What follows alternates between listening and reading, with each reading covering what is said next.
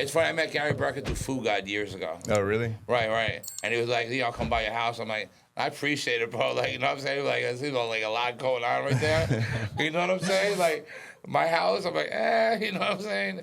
But, like, I know his son, too. Amazing.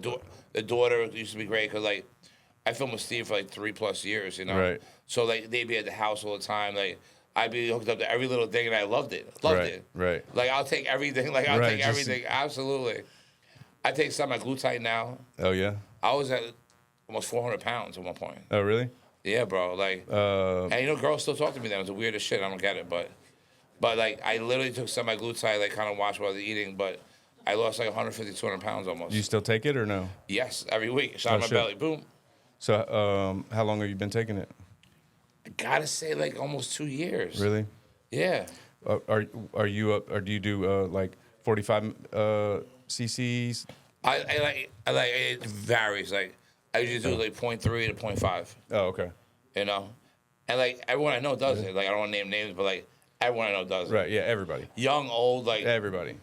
Bro, I had a girl I dated, right? And she's a model. Can you take a picture of it so I can just check it out? Go ahead and check it out in the mirror, too. I wish I could do it. It makes me sick. No, but like, I had a girl, like, she's a model. I was dating her, and this Miami Swim Meet came up, and she, like, started taking it, and I'm like, you weigh 120 pounds. You kidding me? But, like, it's crazy how like, everyone, like, thinks the same way. Like my problem is I'm lazy. I got to start working out. Like, I don't work out at all. At all. Me going about my day is my working out, you know? Like, that's enough workout for me. But, like, I need to start working out. Babe, what do you think? Is it? Oh my God, we have to do some cover-ups.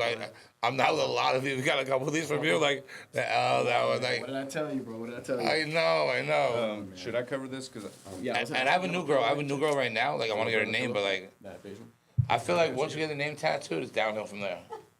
And like, it's like they bring it up too. Not like I'm like, hey, can I get your name tattooed? Like, nah, I'm good, you know. But if they ask to get my name tattooed, I'm like, I'll get your name tattooed. It's cool, no big deal, you know. Well, I guess it's like this, brother.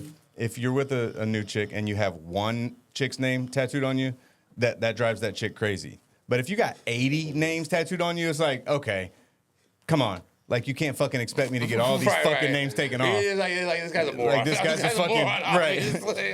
Like, clearly he did not love 80 bitches, so. Right, if something's going on those nights, had to be, right? He might have been. Yeah, something was going on, 100%. Yeah, but like I'm dating this new girl, like, amazing. Doesn't do drugs, doesn't drink at all, which is like sometimes they're embarrassed. But I'm like, fuck yeah! I'm like, amazing. And she doesn't do drugs. Yeah, like, it's amazing, cause like. How old is she? I don't know. I don't ask. Don't ask, don't tell. She's definitely at least 18. We know that. Of course. But she's 24. Yeah, I was about to say she's definitely not 28 though. No. I mean, you're not chasing cougars. No. Get the fuck out of here. But you know what's crazy? Like, and again, like, I'll be completely honest. Like, girls approach me all the time. Right. And they're usually somehow like my style, blonde, like, you know, hot, and like, you know, 19 to 24 or whatever. You know what I'm saying? You know what, brother? The funny thing about your style is I think that's every man in America's style. Blonde, good looking. Yeah, model type. Yeah, absolutely. Like, what's your type? Well, I mean, you know, I like a model type. You know, right. maybe good looking. And like, I don't get it. Like, you know what I'm saying? I'm like, I'm like, are these girls blind? Like, you know what I'm saying? Like, I don't get it. But like, they love me for some reason. It's the weirdest shit. Take advantage of the fucking situation. Yeah, we're rolling. Bro, even when I was heavy, bro, I was told, like, back in the day, like, Bieber used to come to Miami a lot. Uh-huh. You know Dave Grumman, obviously. Uh-huh. So he would call me, like, yo, Murphy, bring girls down for Bieber. And, like, I was just fat fuck that, you know what I'm saying? Like, not like I'm not heavy right now, but, like, I was a lot heavier then. Like, for some reason, like, girls, like, hang out with me. Like, they fuck with me for some reason. Right. I mean, hey, bro. I'm not upset. Don't get me wrong. I'm not upset at all. I don't understand the whole thing going on. You don't stay up late at night trying to figure out why. Zero. You don't lose any sleep over it. Nah. So you can't stress it. Like, you know what I'm saying? Like, nah, you just got to go with it. Yeah. Bro, it's like this. If you're a fucking billionaire and the girls want you because of that, who gives a fuck? If you're right. You know what I mean? Like, if it's working, it's working. Way, you know what I'm saying? Like everyone gets into a relationship because of something, you know? 100%. Like, you don't just like, I don't know. It's not like the fucking. What's your secret? How long have you guys been together? 30 years. What is your secret? What is your secret? I gotta hear this. We've been together since we were 15. No way. Yeah, That's fucking amazing. And we have 3 Fucking grandkids big now. W right there. Big W right there. Yeah, middle school sweethearts. 8th grade. So you guys been doing it all together. Yeah, we have. That's amazing. Yeah, I always when I hear people like ask other couples like, "What's the secret?" and then they have this great answer, I'm like, I don't. It's not like one specific thing. Right. It's like I think a lot of it is God for sure. 100%. You know what I mean? Absolutely. And there's been a long period of time where she's had to look over a lot of shit with me, and then there's not been a long period of time where I've had to look over a lot of shit with her. Right, obviously. But you know, it's like, yeah, I think for one, you have to you got to put in work to because like this, bro. You know, like when I hear couples say, "Oh, well, you know, the spark ain't there anymore," bro. It's the man's job to create that spark. That's it. Yeah. The spark ain't gonna fucking be there 30 years later. No. You gotta reinvent. You gotta, you know, keep moving and pivoting. You have to. Because otherwise you'll get bored also. Right. You know, and then you have 2 people bored, it's like you're done. Yeah. You know what I'm saying? Yeah, I think it's just you got to be willing to go above and beyond both parties. Right. Like I do shit for her that annoys the fuck out of me and that I don't want to do. Right. But you put up with it because you care. That's right. And then she does shit for me that I know she doesn't want to do. Of course. That's good though. Like I'm at the point in my life where like I only date to like marry. Right. Like again, you know who the fuck knows about that? But like that's the idea, you know. Because I'm like, I don't want to waste my time with somebody if I'm not gonna be with them forever. Like, why would I? You know, it just makes no sense to me. Yeah. And like a lot of times you get this whole like, oh, well, she's actually different, da da da. And a couple months in, you're like, who is this girl right here? Like, is this the same girl I met like 2 months ago? Right. Like, I have like an 80% rule. Like, actually, that was 30% rule. So, like, when I start to meet somebody, I give them like a 30% chance. So, 'cause I don't know you. And a lot of people lie and make things up. And as I hang out with you, like, I don't want to judge anybody on what I've heard, what I've read. Like, everyone has bullshit, everyone has stories. But, like, as I get to know you, you lie, you do this. Like, I'll start dropping it down. Like, once I get to 0, I'm just like, done. I can't waste my time with this person. It's like, it's going to be a problem for me, my business, my life. Like, because people, like, drain you. Oh, like, for sure. As you know. Not even, bro, like, if a friendship or an employee or a, you know, whatever doesn't even matter. If that can drain you, imagine like a full-time relationship. Oh, 100%. What that would do. Like if you're just constantly having to fucking put up with shit. Horrible. Like I can be around somebody that can be a fucking idiot for an hour and I'm just drained. You know what I mean? Yeah, 100%. Yeah, it's just like, 100%. Like, time wasters. Yeah, exactly. And like so many people like just want to like just talk and like I'm doing this, I'm doing that, I'm doing that. Like I'm down to help anybody. I'm down like I love like help building things, I help growing things. Like I love being on the ground floor of things like that. I love finding new artists. That's like music is my passion. So I don't really do it as much as I used to, but like that's my passion. Right. If I could find a new artist I could work with, like I'd be all in. Absolutely. So when did you get into music? Bro, 14, 15, bro. I was managing artists. Deuces Down is 2 white rappers. Like, I was 14, 15. I was, like, playing and performing at teen clubs. I was in the studio with them. Like, then, like, at that point, I would go to concerts. And, like, if I wasn't backstage or I wasn't, like, talking my way in there, like, I didn't want to go. Like, right. Yeah, so if you I'm were in a the crowd with hustler. everyone else, I'm like, I don't belong here. Right. And, like, no offense to anybody. Just No. Yeah, but you just felt it in your soul, like. Right. Yeah. Like I'm supposed to be doing big shit. I'm not out here with these people. I'm supposed to be part of the scene. God, bro. Like mentally, like I was a stockbroker, so like I'll bring it back a little bit. So I was brought my mom in Westchester. I was brought my mom in Westchester, New York. So I grew up in Westchester, like 1-bedroom apartment. She slept on the couch, no money, never my dad, whatever. But like I was like, let me think of rewind this here. Like it was just like I grew up in Westchester, and it was me and my mom, and I was going to high school there, and you know, I had friends, I did whatever it would be, but like, come 12th grade, I got like, not like I got in fights or I had problems or whatever, but like, I would like not go to class, I like party too much, whatever it would be in my senior year, and not like I was doing bad in school, I was doing good in my grades or whatever, but like, it came time, I had like 3 months left in the year in 12th grade, and the principal called me in and said, we're calling your mother in. We don't have a meeting with you. And she's like, we're kicking you out of school. Yeah. I'm like, you're kicking me out of school for what? Right. And my mom's crazy, like crazy. So I'm like, you kidding me? She got there, went crazy. I got my GED like 5-6 days later, and I started working. Right. You know what I'm saying? I started working with Rough Riders when I was like 18, 19 years old in the city. I took a job as a stockbroker, no idea, with Jordan Belfort. I worked for him for about 2.5 years. Yeah. At one point, I was giving meetings like 150, 200 people, like private jets, Atlantic City, Lemon Quaaludes, like the stories were true. Right. We go to like Showboat or whatever thing is in Atlantic City, and we go there, the freaking shrimp cocktails, everything may be, because like, a little while back, and like, then they have like 10 rooms, and each one would be a girl they call like Gina's girl. That'd be like a prostitute. Gina's girl? They call them Gina's girl. I don't know why they call them Gina's girl. Like, okay. And back in the day, like $1,000, $2,000, they'd have like one in each room for all the brokers and shit. Okay. Like the craziest shit. Right. And then like we'd go, they'd gamble, whatever it may be. And like a lot of times they would leave like the regular people. And like I was a stockbroker. I mean, I would just start working there. So like I'd make $150 a week. Like, right. You know what I'm saying? Just getting leads, whatever it may be. But they fucked with me again, like, thank God. So they had me stay with them. And like the first night we're out there, like they were gambling $100,000 a hand, $200,000 a hand, damn. 150, $500,000. I'm like, there goes a house, there goes a car.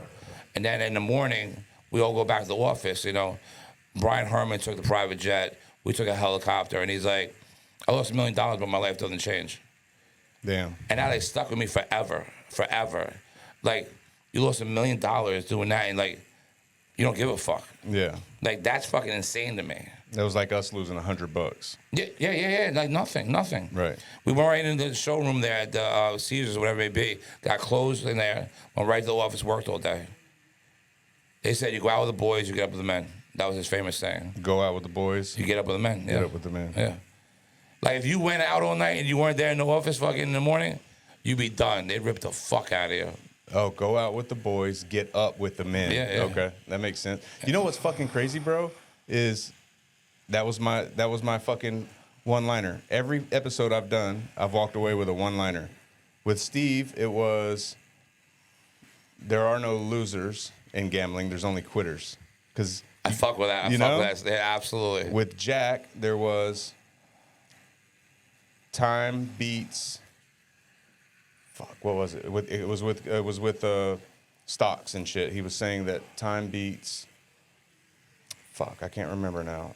I'll remember. It'll come to me. Yeah, but, of course. That was with the Jack episode. With AB. What's ABs? Damn, it's fucking what, 10 o'clock at night. I'm trying to think of shit. Was it about the movies at all or no? Nah. I don't know. They'll come to me, but that's the fucking one-liner for this episode. But it's true though, Go out with the boys, get up with the men. Cause No matter what you do, you gotta fucking get up and get it. You gotta be in the office. You're not on the phone at 7:30, 8 o'clock in the morning. You crazy? That's it. Yeah. Like, they used to leave one desk less than the people that came to work every day. So that way, you got there late, go the fuck home. Right. We'll see you later, boys. Like, go fuck yourself. Right. Like, they didn't care back in the days. Like, they give a meeting, like, you're doing bad, they rip your leads up. You fucking loser, piece of shit. Stand up, like, but that brotherhood, like, you would go through a wall for these guys. Yeah. Like, at lunchtime, they bring Ferraris, Lamborghinis, that, they would want you to spend all your money on watches, stuff like that, so that way you kept working and working and working. Right. Like, it was crazy. We brought Steve Madden public. Like, I was hanging out with Steve Madden, doing Steve coke, Madden? playing golf with him, like, So just when like I'm the like movie, 20 huh? years old. Like, crazy. Like, literally, like, crazy. Hamptons parties with them and shit. Damn, bro. Just that is a fucking crazy life. Just being a part of the... Right. Then I had the whole... During that, I was doing music. So how did you... So the first real group you worked with was the Rough Riders? Well, I mean, Deuces Down, but they don't really count. No one ever heard of them after Never that. heard of them. But, like, I guess, yeah, Rough Riders, yeah. Bro, DMX is the fucking GOAT. Bro, we were in L.A., and I was sitting outside with him smoking a blunt, and, like, he's just so real. I'm like, he was, like, telling me shit, talking about life and stuff like that, and, like, bro, he's the best. What's that, brother? When you used to do the prayer, it was amazing. Yeah, so man, DMX was such a fucking influence on my life because it was when I was going, music, like for me, I can, like when I hear a song on the radio, I immediately go back to, memories, even if it was 30 memories. years ago. 100%. I think of like, damn, that's when I was going through this, or that song helped me get through that. Like a DMX, a lot of his shit was that for me. The prayers. But he was so deep, that dude. Like, yeah. Unfortunately, drug addict, unfortunately, you know what I'm saying? Unfortunately that, but like the nicest guy in the world, like again. Like most of these guys were.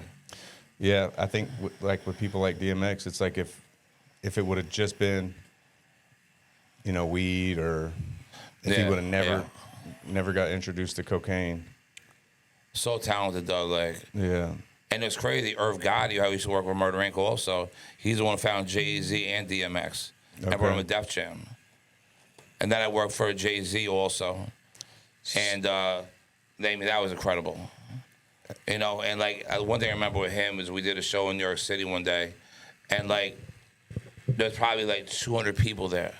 Like 200 people. I'm like, right. So we gonna leave? Like, cause like, I've dealt with artists where nobody, they're like, if it's 1,000 people, they're like, nah, I ain't doing this. Like, nah, like their ego won't let them. 6ix9ine, we're out there, like, you know what I'm saying? It didn't have 50,000 people there, you know. He's like, nah, fuck that, we ain't going. Okay. But like, Jay-Z is like, bro, I don't care if it's one person or 50,000. He's like, I'm gonna put on the show every time. Yeah. And that's fucking Jay-Z. Right. Like, that, again, another thing that stuck with me. Like, if that dude who's Jay-Z was a fucking billionaire, made 3 billionaires himself, like, says, I don't give a fuck, I'm gonna put on a show no matter what, because I respect my art and I respect who I am. Right. That's crazy. Yeah, that's crazy. Which he wasn't Jay-Z. He wasn't. But no, he wasn't there, but he was like. But he already had that like 2 albums out, like, yeah. Oh, so he was already. Yeah, he was Jay-Z. He was definitely Jay-Z and Dame Dash and Jay-Z. Absolutely. Okay. Yeah, Good. absolutely. Oh, shit. They're gonna make a movie about you, bro. You don't live the craziest life, man.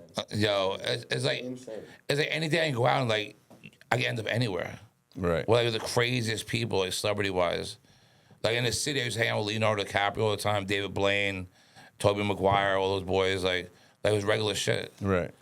Like everyone be out in the city, Mary-Kate, Ashley Olsen, like, it was nuts, bro, nuts.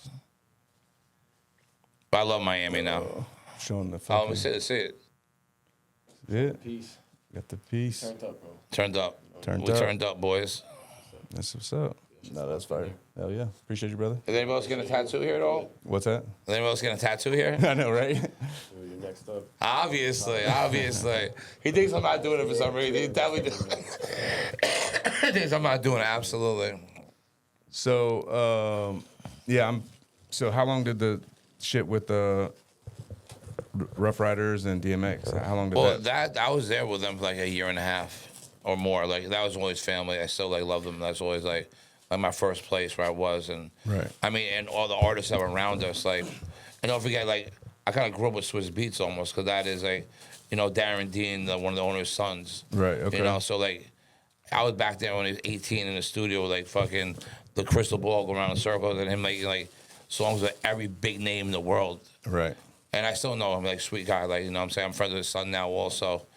But, like, that was, like, just amazing. And, like, I want to be over there. Same with, like, Jay-Z.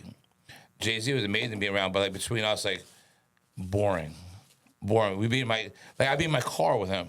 We were going to, like, a movie premiere and stuff like that. And, like, we talk about nothing. Like he had no personality. Like, no, like, I don't get mad at me, God forbid, but no personality. Yeah. Did he drink or smoke or? Nah, not really. Not really at all. No. Yeah, he doesn't strike me like a guy that. No. Yeah. Same with Ja Rule. I worked with Chris and Irv Gotti, with Ja Rule, Ashante. And then I worked with Usher for years. Yeah, Usher Party. Usher's the GOAT. Yeah, I met him like years and years ago. Like, I used to have like a PR company called Out of Control PR. Uh-huh. I just wanted to fucking get in the industry, you know? Right. And I would just freaking go out. I would hit people, like celebrities. I'd find out what events were going on. And I would be like, listen, I'm working for this event. Do you have anybody in town that looks at record labels, fashion thing, whatever it may be? And they'd be like, oh, I have this new artist, Usher, in town. And I'm like, well, I have the Oprah Winfrey Color Purple fucking movie premiere. So I met him that night for the first time ever. Like, don't know him from the hole in the wall. Right. We drive together, How old was he? 17? Probably 19. Right. 19, okay. 20. I went to his 21st birthday in Tavern on the Green, I remember. Okay. So like, we just went there. Like I introduced him to who's the guy who went to jail? Harvey Weinstein. Harvey Weinstein? Right, introduced him to Oprah. You know what I'm saying? Because like I don't know them at all, but I'm like, oh, it's Usher, da da da. You know, Wasn't Usher in the movie? not Color Purple. Who was the? He was in a movie after that with her. Okay. With Harvey Weinstein, he did in a movie with after I introduced them. But like that was like a boy, bro. Like we used to go out all the time in the city. We were at this club called Spa. Like back in the days, like every celebrity would be there. And like I was in there, we're hanging out. Like Jay-Z's there, Puffy's there, and Dallas Austin comes in with his girl he was dating, and I literally chased him out the freaking thing into the limo and shit. Like everyone's watching us and like that. Like, and his mom would get mad at me like, "What are you guys doing? You're supposed to like be a good influence on him." I'm like, "What are you talking about?" But like he was the greatest guy too, sweetheart. Bro, did you? So you were around Diddy fucking 20 years ago. Like I've been around. We don't age anything. But yeah, no. But like, yeah, I've been like, and again, I don't want to say it like, but yeah, I've been to every Diddy party. Like, I've been to like the white parties in the Hamptons like 5-6 times. Did you ever hear any rumors? I've been to the New Year's party in Miami. I've been to a million parties in the city with him. And like, nothing, bro. Never. Nothing. No, I would tell you like. Right. Nothing. I wish I like had some crazy story, but nothing. Hot girls, like the craziest shit. He had weed brownies in the Hamptons. Like, that's about the craziest guy. Like, yeah. But like, you know, tons of celebrities like Martha Stewart, like the biggest names in the world, the biggest actors, the biggest names over there every night. Do you believe that there's some truth? I mean, there's something there. There's something there. Like, you know what I'm saying? Like, Puffy's always been good to me. He's always like nice. You know, I never had a problem with him ever. But like, I mean, where there's smoke, there's fire there. And like, I know all those people involved, like everybody, Usher, like, you know, his other boy, the producer dude, like, I know all around all those people, which is crazy. The thing is, bro, it's like, you don't go that long with doing shit like that without. And there's some big names involved, yeah, exactly. Huge names. It's like he fucked the wrong person, and they allowed all this shit to happen. Like, you know what I mean? Because I feel like he was definitely, what's the guy's name that got suicided? The dude with the island? Epstein. Epstein Island, yeah. I feel like they did the same shit, you know? Yeah. Like, you know, he just had won that judgment to the alcohol company. Yeah. And it was for, I think, a fucking. He was running shit. Yeah. Running shit for years. And then when he won the judgment, suddenly the tape came out with him fighting his old lady. And then the allegations. So I think he was definitely working for the, you know, getting footage and blackmailing and shit like that. But like, what's the whole oil thing about? I still don't get that. The oil? Oh, I know, right? right? Like, who uses that much oil? Like, where's the I thought oil? it was, hey, bro, when my wife first told me about it, I like, okay, everything she sees on Facebook, she believes it. I'm like, there's no way that's real. I do too. Don't worry about it. And then I fucking absolutely. see it that like the police officer, detectives are talking about it. I'm like, what the? And a whole 100 cartons of oil. Like, what are we doing over there? And a whole thing full of damn dildos. Oh yeah, there's a lot of weird shit. Like, a lot of weird shit. I forgot about the dildos. Yeah. So, but can't forget the dildos, Michael. Absolutely not. Absolutely not. Yeah, I mean, you know, every good party has some dildos, you know. So am I getting a tattoo or something here? I don't know. I forgot. I believe. Yeah, I know. Where we got space? I might potentially ask you guys to switch, or I can just scoot over that side. It already matters too much. Well, what hand we doing? I don't know what hand we're doing. It's up to you. Dude, I have no idea. You tell me. it'd be an honor to tattoo the cause hand. Let me see. It's wherever you guys. Actually, know what's crazy? So the other day, I posted a picture of my tattoo, whatever it may be, and some girl wrote back, "Murda Kami." Oh, yeah? I'm like, that's hard, Murda Kami, because Murda Kami is a tattoo, and obviously murder. Murda Kami. And I was like, what if I did like a Murda Kami, whatever, and each one a different color? Oh, that'd be fire. That'd be hard as fuck. That would like be. Not now, obviously, you know what I'm saying? But like, I think it'd be crazy, right? I'm trying to think if an anchor would work as a letter. Murda. Can we cover up that? There's no. No. It would only work for a J. The anchor, I think so. Oh, we got. I forgot it was more coming. I'm more thinking it's cause, dude. Because I saw a cause called out with him. So that's what I thought it was. Yeah, Murda Kami crushes. Is it all Louis Vuitton shit too? I haven't, no. Yeah, he just did the whole fucking new line of that shit. No, I seen the Calls collab with Louis Vuitton that just came out like a month or two ago. No, the Murakami one with the camo, the cherries. Oh, okay. Yeah, he did it like years ago. Okay. Right before Virgil or after being part of Virgil's team. Then he started doing all the pillows, like the Murakami stuff. Like Drake talks about Murakami in the hallway. Yeah. Yeah, huge. I have him like everywhere in my house. Oh, you know what's crazy? Actually, You see the logo? so Danny 6'9", like literally hit me one day. They were send me a picture of tattoo. I'm like, all right, cool. So I sent him a picture of the tattoo. Next thing you know, he got one here and one here. I wonder, is it hot in here to y'all? It's always hot. It's always hot. Yeah. Look what I'm getting. They could turn the fucking. Yeah, so I don't want to. Excuse me. I don't want to breeze past because it's like you're like, oh yeah, Rough Riders, and then I work for this and that. I'm trying to hear some stories about, like. Talk to me. What do you want? I got stories for days. So, I obviously, like for me, again, DMX was like one of my fucking favorites. So, like you spent like a lot of time around him. Yeah, like, a lot. Yeah, a lot. Did you see any signs of fucking, like, was he open with his drug use back then? Nah. Or I wonder if he was even on shit back Actually, then. like you knew about it, but you didn't see it at all. Yeah. Like there wasn't like him like in a corner doing this or doing that, like not doing crack on the pipe somewhere. But like, nah, he was like always like he was always late. He was always late and stuff. Like I remember we were in LA for the award show, and we were waiting on him, and like Eve we just signed like probably a year earlier, and she was like blowing up huge, and she was outside crying because she was up for an award, and like we were waiting for X to come down, and like X didn't give a fuck. You know what I'm saying? Like I had him on the Howard Stern thing once, and like they put him in a hotel like outside of the building, and they're like, okay, time to come over, and like didn't answer the phone, didn't care at all. You know, like but when he put shows on, like nobody put a better show on him. Like for sure. incredible. So did he show up for Stern? No. Oh, he didn't show up. No. I love Stern, by the way. Yeah, I used to love Stern until the past. Like, I don't listen to it. I used to listen to it Religiously, daily, me too. every day. Me too. The whole team, like, that's perfect. But like, he's an old man now, so I'm not fucking ragging on him for Right, getting right, soft. right, You know what I right. mean? Like, but some of the shit is just like fucking like I don't know, beta male fucking. I met him like 3 times in my life. Like, I was a little starstruck-ish. Yeah. Because I used to be real close with David Spade. You know Spade, obviously, right? Yeah. So, like, I used to do a lot of, like, work with him, like, events with him, PR with him. It'd be funny because it's a lot fatter then. So we go to movie premieres, they'd be like, Spade, fucking. And, Tommy Boy. Yeah, Tommy Boy, yeah. I'd be like, I know, I'm not him, guys. Yeah. But he used to be hilarious. We'd be in clubs, he'd be making fun of people. And he's like, I'm going in the bathroom, make sure you don't try to shake my hand. I'm like, what are you talking about, dude? Like, yeah, but nice dudes, like, nice dudes. I just heard Theo say that him and Spade just did a movie. Who did? Theo Von and David Spade. Theo Vaughn's hilarious. Yeah, the movie's called Bus Boys.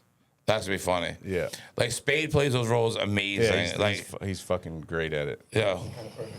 The K is like the little bit Oh, of the shit. rope right here. Dude, this shit's perfect. Yeah. It's a good size. It's dude, that shit's on point. I'm locked in, boys. Sorry if the plastic was annoying while y'all were talking about. I felt like I'm eating a bag of chips in like a silent room. I really didn't even hear it at all.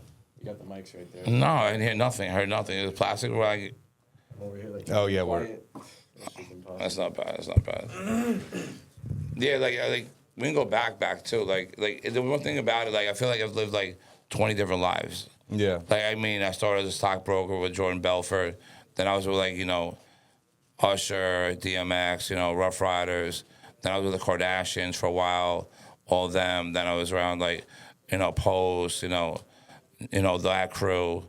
Then I was around 6ix9ine for a while, and like it's just like.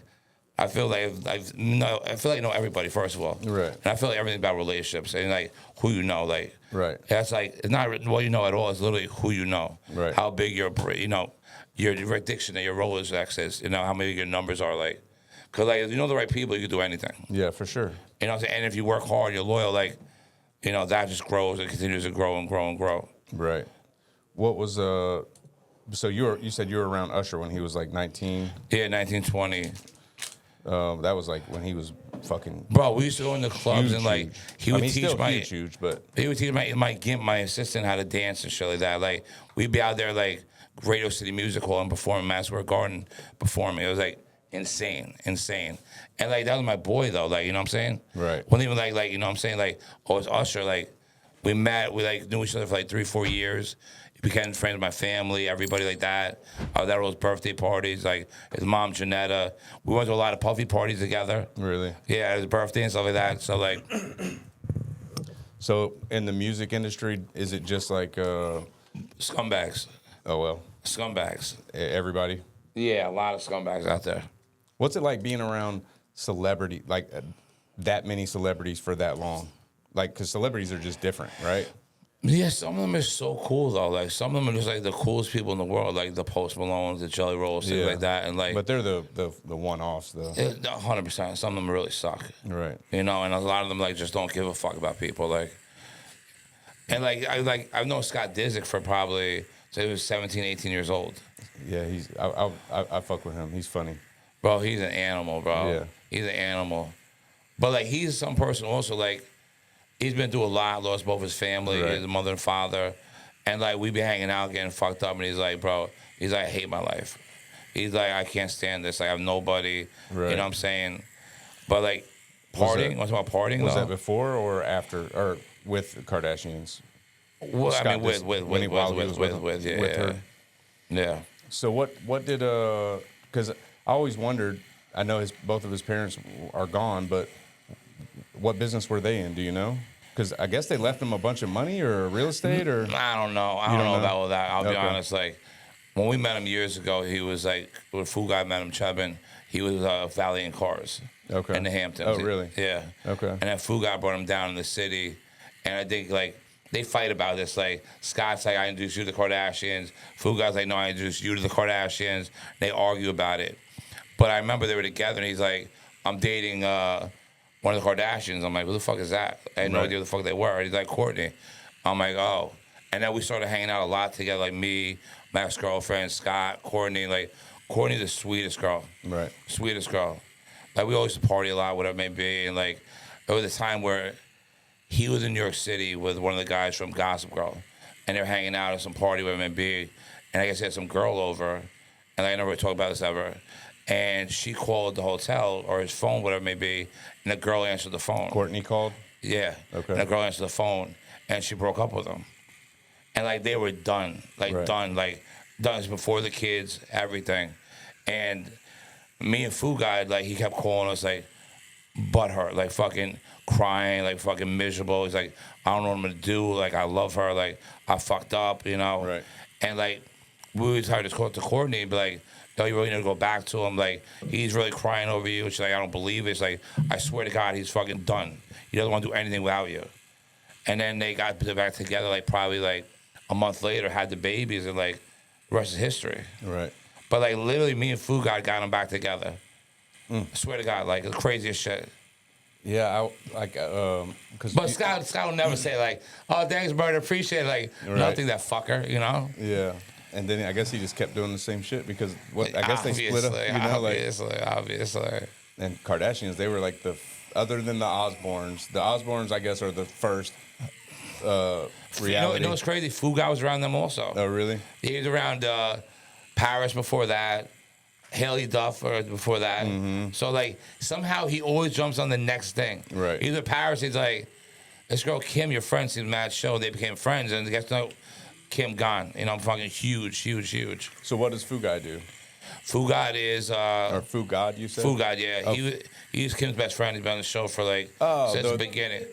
Yeah, he does food reviews. I follow him on Instagram. Is that the gay dude? He's hilarious. Is that the guy that seems gay? I don't know if he is. Yeah. We don't know. Okay. Like, he doesn't know. He just, like... that was, like, Kim's best friend, right? His name's Jonathan, I think. Jonathan Chevin. Okay. Jonathan he's Chevin, gay. yeah. He's gay. He's gay. But anyway, I mean, hey, nothing wrong with that. Nah, nothing wrong at all. But, like, yeah, like, he introduced me to a lot of people. Like, you know, like, we grew up together. Like, not grew up together, but since we were younger. Uh-huh. He was working for a PR company. I was working for Rough Riders. I see him out at different events and shit. And he'd be like, cameras there. And he's like, bro, I belong in front of the camera. He's like, I don't belong behind the camera. And it's crazy. I remember, like, they knew this. Like, the people that are successful knew this a long time ago. Yeah. They, like, said, I don't give a fuck. I'm not being stopped. I'm going to do whatever I got to do to get to that point where I'm who I need to be. Right. Yeah. Everybody I've talked to that is super successful or not even super successful, like very dialed in with a thing, whether it's an actor or a singer or an artist, or they always have known what. Hey, I knew I was going to be a singer when I was 6 years old, or Yeah, you know, like absolutely. They know. And somehow they figured out how to get there to that Yeah. point. Like, Yeah. that's the key. A lot of people get lost on the way because the travel is freaking up, down, Oh, man. sideways. Like, you know, you go backwards a lot. Like, it's not a straight line ever that easy. Yeah, never, ever. But fucking, they do it though. You know what I'm saying? Like, So how did you meet the Rough Riders? Because you just literally freaking like, I would just go and meet people. Like, I would go out to like and just every be like, event. yo, let me be your manager. I would work away to like premieres and stuff like that. Literally, back then I wear a suit with these weird glasses, my hair back. Like, I look like some like weird fucking fat producer or something like that. I had no idea. Right. And I would like wait outside for hours sometimes, like make friends with the bouncers or make friends with that people. And next you know, I'm in like Moomba with Madonna, Matt Damon, Ben Affleck sitting next to me, hanging out with everybody. And then as I got to know more and more people, they'd be like, oh, what do you do? You know, what is that? Like, you know, and I became friends with these people. Because, like, one thing I never do is I never ask for anything from anybody. Right. Ever.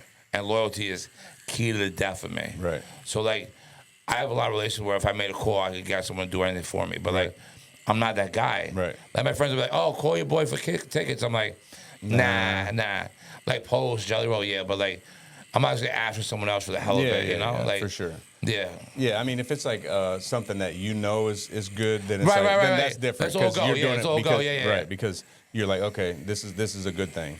But like, if somebody tries to be like, yo, can you introduce me to such and such? This Like, I'm girl, gonna give can him you my call? CD. Can you call? I'm like, hell no, you crazy? Yeah, exactly. If I call you for him, like, they would never talk to me again. Like, are you kidding me, bro? Like, you call me some whore?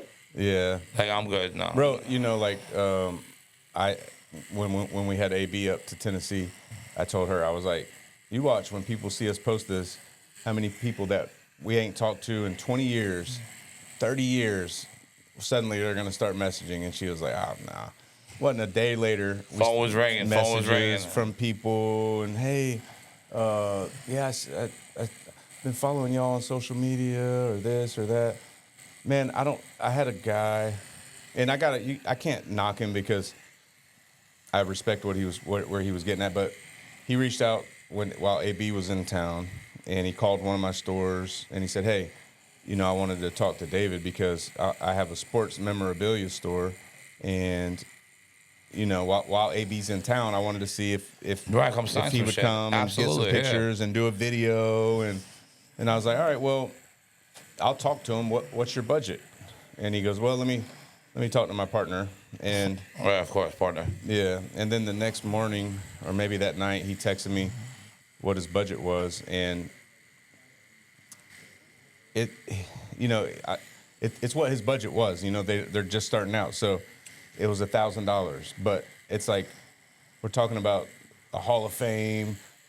Right. You know what I That's mean? fucking AB, boys and Yeah, girls. like he charges people $100,000 or whatever he gets. You know. Yeah, of course. So yeah, I didn't even you know. Sometimes it's more of a headache. Like, Yeah, you like try to do the right thing for people, and like all of a sudden you're in this whole fucking mess. Like, Yeah. oh, Because I figured he would say, at the very least, he'd say $10,000. And if he would have, I would have went to AB and I'd have been like, hey, bro, you want to make a little pit stop here? They want you to come in, sign in. we did with 6ix9ine. We did a whole autograph signing. Yeah. But, you know, $1,000, I'm like, bro, that's people make that a week. Nah. Again, I'm not saying that because that's what he had. I'm not dissing it as if like. No. You're starting out. But I'm just saying, like, why? Yeah, like, why? I wouldn't even, you know. No, you can't. Like, it looks bad. Like, Yeah. If I'm like, hey, bro, this guy's got $1,000. yo, bro, you can come up like, you throw you $500. Like what? Like, what? Why are you even talking to me? Like, what are you talking about, dude? Right. Like, no, hell no. Yeah. So like.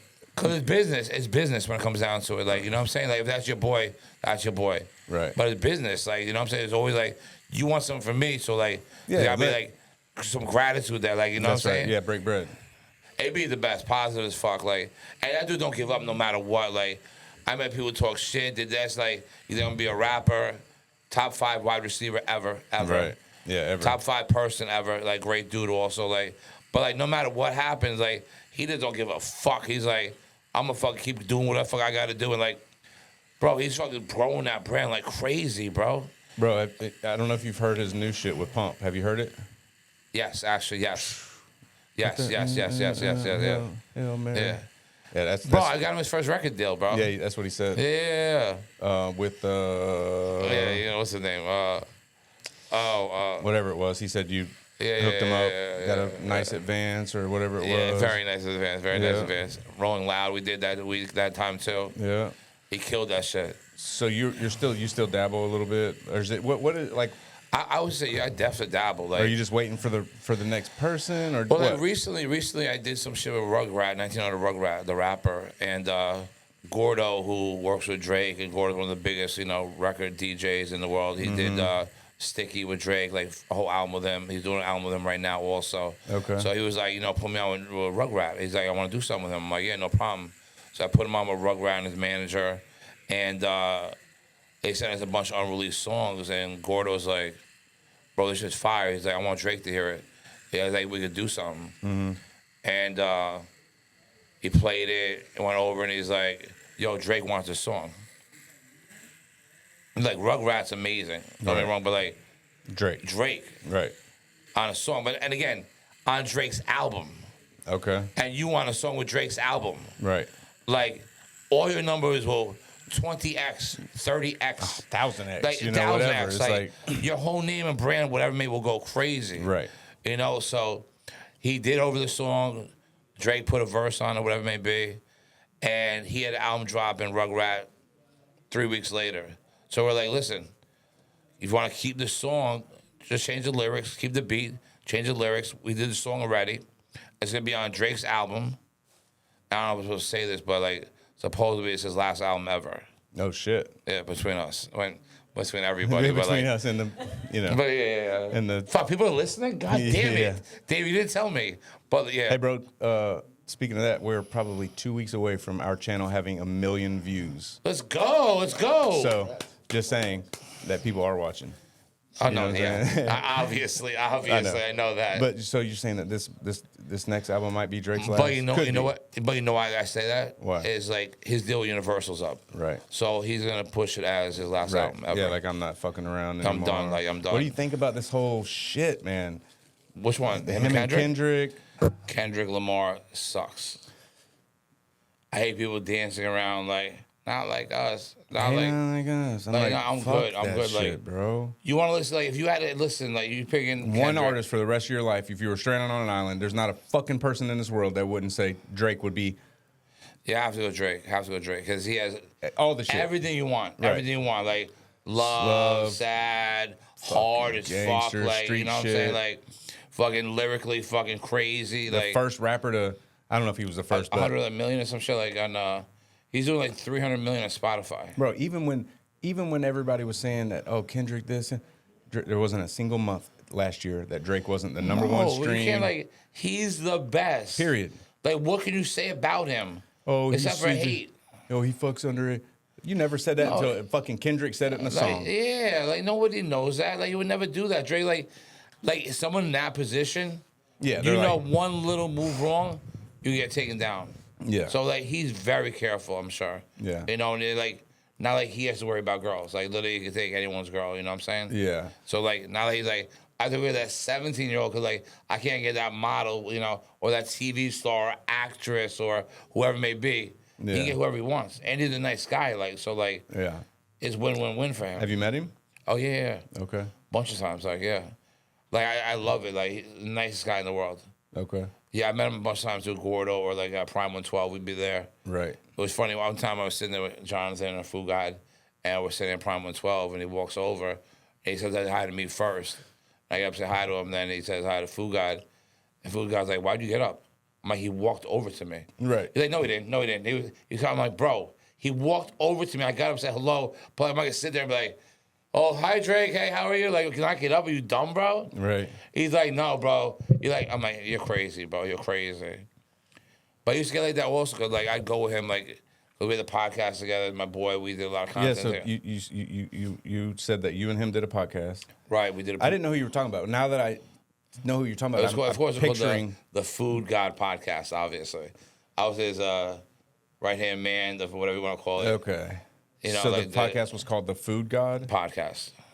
What's his name? His nickname again? Jonathan Chepin. No, but what's his nickname? Food God. Oh, I thought you were saying foo, F-U. No, God. food God. Oh, food god. Yeah, Food God. Okay. So the podcast And like, I is- remember he literally changed his name to Food God. Yeah, it's literally food. Like, literally Food God. Okay. Like, it was Jonathan Shepard. Like, I would used to call him Jonathan. He's like, it's Food God. Is it just food? If you're, I call him Food. hey food. I call him Food. Well, you got a New York accent, so Yeah. or is that what it is? A New York accent? I don't know if it's New York. I speak fast. I mumble. I don't open my mouth fully at times. Yeah. Like, I'm a mixture of a mess, you know. So I don't know. But definitely the New York accent also is in there. Yeah. But like he's crazy. Like I love him as my brother. But like we be out with Kim all the time because he'd be filming the Kardashians. So I'd just be able to sit around, hang out, like, you know, chill, eat dinner, fucking hang out with them. And like we were leaving one day, and like I was walking out behind Kim, I didn't realize that, you know, like, all the fucking papers, see me and her in the paper together. And he's like, bro, what did I tell you? Kim told me she's so mad at you. I'm like, she don't even know, dummy. I'm like, stop it. No, like I told you don't do that. Like in the picture everywhere. I'm like, bro, it's fine. She does not give a fuck. She does not care. Like Kim's so about business. Right.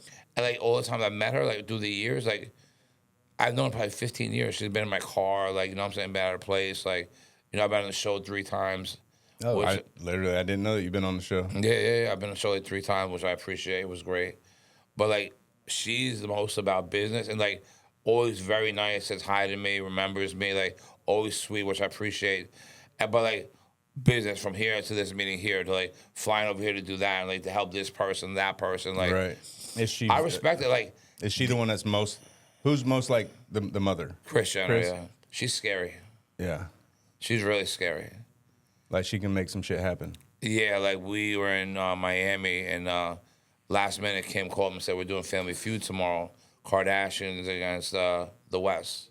So like we want you to fly down and like, you know, be on the show. So I flew down with him like 5 in the morning, got down there, and it was like the mom there, Kendall was there, Kanye, and some of his family. Like Kris be like walking through the hallways, and I'm like just trying to hide. I'm like I don't want to get in her way at all. She's at a all. beast, huh?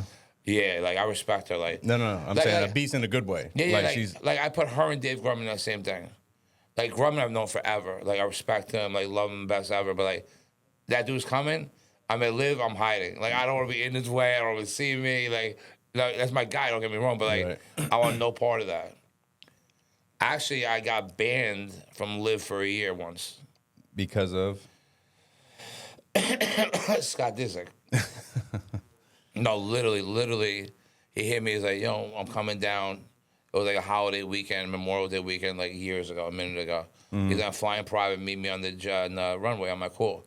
I got there. All of a sudden, like a black truck SUV pulls up, and I'm like, yo, what's going on, dude? I'm like, waiting here for you. And he's like, bro, they're trying to take me to rehab right now. He's like, bro, just stay here, The please don't leave. Kardashians were trying to take. Yeah, and the guys own Faina. Not Faina, not SOS. What's the one in Miami, whatever it may be. So Whatever. yeah, so they're like, he's like, bro, don't leave, bro. He's like, you know, I don't know what the fuck to do. And I'm like, all right. And then like they start putting him in the car and shit. He's like, yo, follow me. I'm like, okay. So I follow him, literally drive past Boca, past like West Palm Beach, and like we go to this area, like in this corner, and I'm like behind him, like, go away, we're gonna call the police on you. You need to get the fuck out of here. Talking to you. Yeah, like they came around my car and surrounded me, like, you know, I'm like, chill, it's my boy's family. I was gonna make sure everything was all right. He told me, like, be careful, be close to him. I'm like, and he's like, nah, bro, it's fine. Next day he called me and he's like, bro, get up here, get me out. And I'm like, what do you mean? He's like, I checked myself out. I'm like, bro, you sure about this, bro? Like, you know it's gonna be a big problem. Like a big problem, you know? Right. And I'll be in the middle of it, my fault, of course, somehow. Like, somehow it's always my fault. You know, Right. somehow nothing to do with anything, murder's fault, of Murder. course. Was it alcohol that they were? I mean, I don't know, You don't probably know. a little bit of everything. Right, like, right. So I drive all the way up to West Palm Beach. I get in there, like, he's packing his bags. They're like, you can't leave, sir. You shouldn't leave. He's like, I checked myself out. Leave me alone. Then Murphy, let's get out of here. I'm just like, this doesn't seem right. Like, you know, this is bad. This is about to be bad. So we go to Boca, and, like, he's bored. It's a holiday, whatever. And we hang out with these girls I know, probably like 5, 6 girls at the house. And he bought, like, tons of bottles, tons of, you know, the other Party coke and shit, favors. party favors, whatever it may be. And like we're partying with these girls, we took all the phones away to make sure no videos, whatever it may be. And fucking one was like hula hooping on top of the thing, and like it was like crazy. We had a good time, whatever it may be. And then like the next day, in all the papers said Scott Disick was at Live with underage girls. Meanwhile, we didn't leave the place. You didn't go to Live. We didn't go live. No, we're at the house. That's it. Right. And that picture from in the house somehow got out of the girl hula hooping, things like that. And then Scott said something which is crazy. Like Scott Disick told me this, and Scott Storch told me the same story. Like separate things they You did. know it. Scott Storch too? That's my brother for years, like years. He's a fucking genius. Bro, he's reinvented himself a billion times. Yeah, that's facts. That's a facts. billion times. And like once he got off the coke and shit like that, and just like weed fully, like he just like brought his whole world back. Like talent doesn't go away. Yeah, no. You know what I'm saying? Like you can forget things, you get things in your mind where you can't focus, but like that talent doesn't go away. He's like made some of the biggest hits in the world, and like which is crazy. Like I know him, like he's had the biggest girls like Britney Spears, Christina Aguilera, Kim Kardashian before anybody. That's right. That's right. Bro, he was on MTV Crib with the first like Bugatti, remember? That's right. Like, and I'm like, he's like, I spent $500,000 in 2 months with Paris Hilton in the summer doing drugs. That's right, because he got with Paris, started fucking just going ham. Crazy. What did he run through? Like $100 million? Like $500,000 in a month, he said. No, but I mean, like, because remember his whole fortune, yeah. he ran through it. Yeah. And then boom, came back. You know, after he got off of drugs. Bro, came back heavy. And then I mean, it's been a few years now, but with another number one. Yeah, I'm trying to remember what that was. I don't know. I'll think of it, but nicest guy in the world. So they both told me different stories, but like the same thing. They're like, we're at this party with these girls, and like Scott did is like, okay, I want to get into the wall, pull down your underwear, I'm gonna blow coke up your ass. I'm like, what? So you see like these 5 girls go over there, bend over, pull their panties down. He goes there with a bag of coke and a straw. Whew, whew. Like the 5 of them, and like I'm like Scott did? Scott Disick. And then Scott Source one night, we were talking about it sometime we were all together for some reason. Scott, like, it was crazy. Right. And Scott Source like, I started that. And Disick's like, no, I started that. I've been doing that for years. I'm like, you guys are crazy. They're arguing about who started the trend of blowing coke up in the... Yeah. So what happened with that? Was that the end? Or Oh, no. Yeah, because it leads to you getting... I got banned from Live. Right. So later on that next day, like, Courtney's calling me, Kim's calling him, like, Dave Grubman's calling people, like, pissed at that. And then Dave called me, like, listen, yo, you were him, my fucking thing out there, you know, I love you and all, but, like, you're banned from Live for a year. I'm like, are you kidding me, bro? I like, he kicked out of high school. I'm like, what? Are you me? Right. Like, I don't do anything wrong. I'm not in trouble. I'm like, how is that me again? And you weren't even there, right? No, we weren't there. We were at this girl's house. Right. Nobody. Like, just like press picked it up everywhere. Right.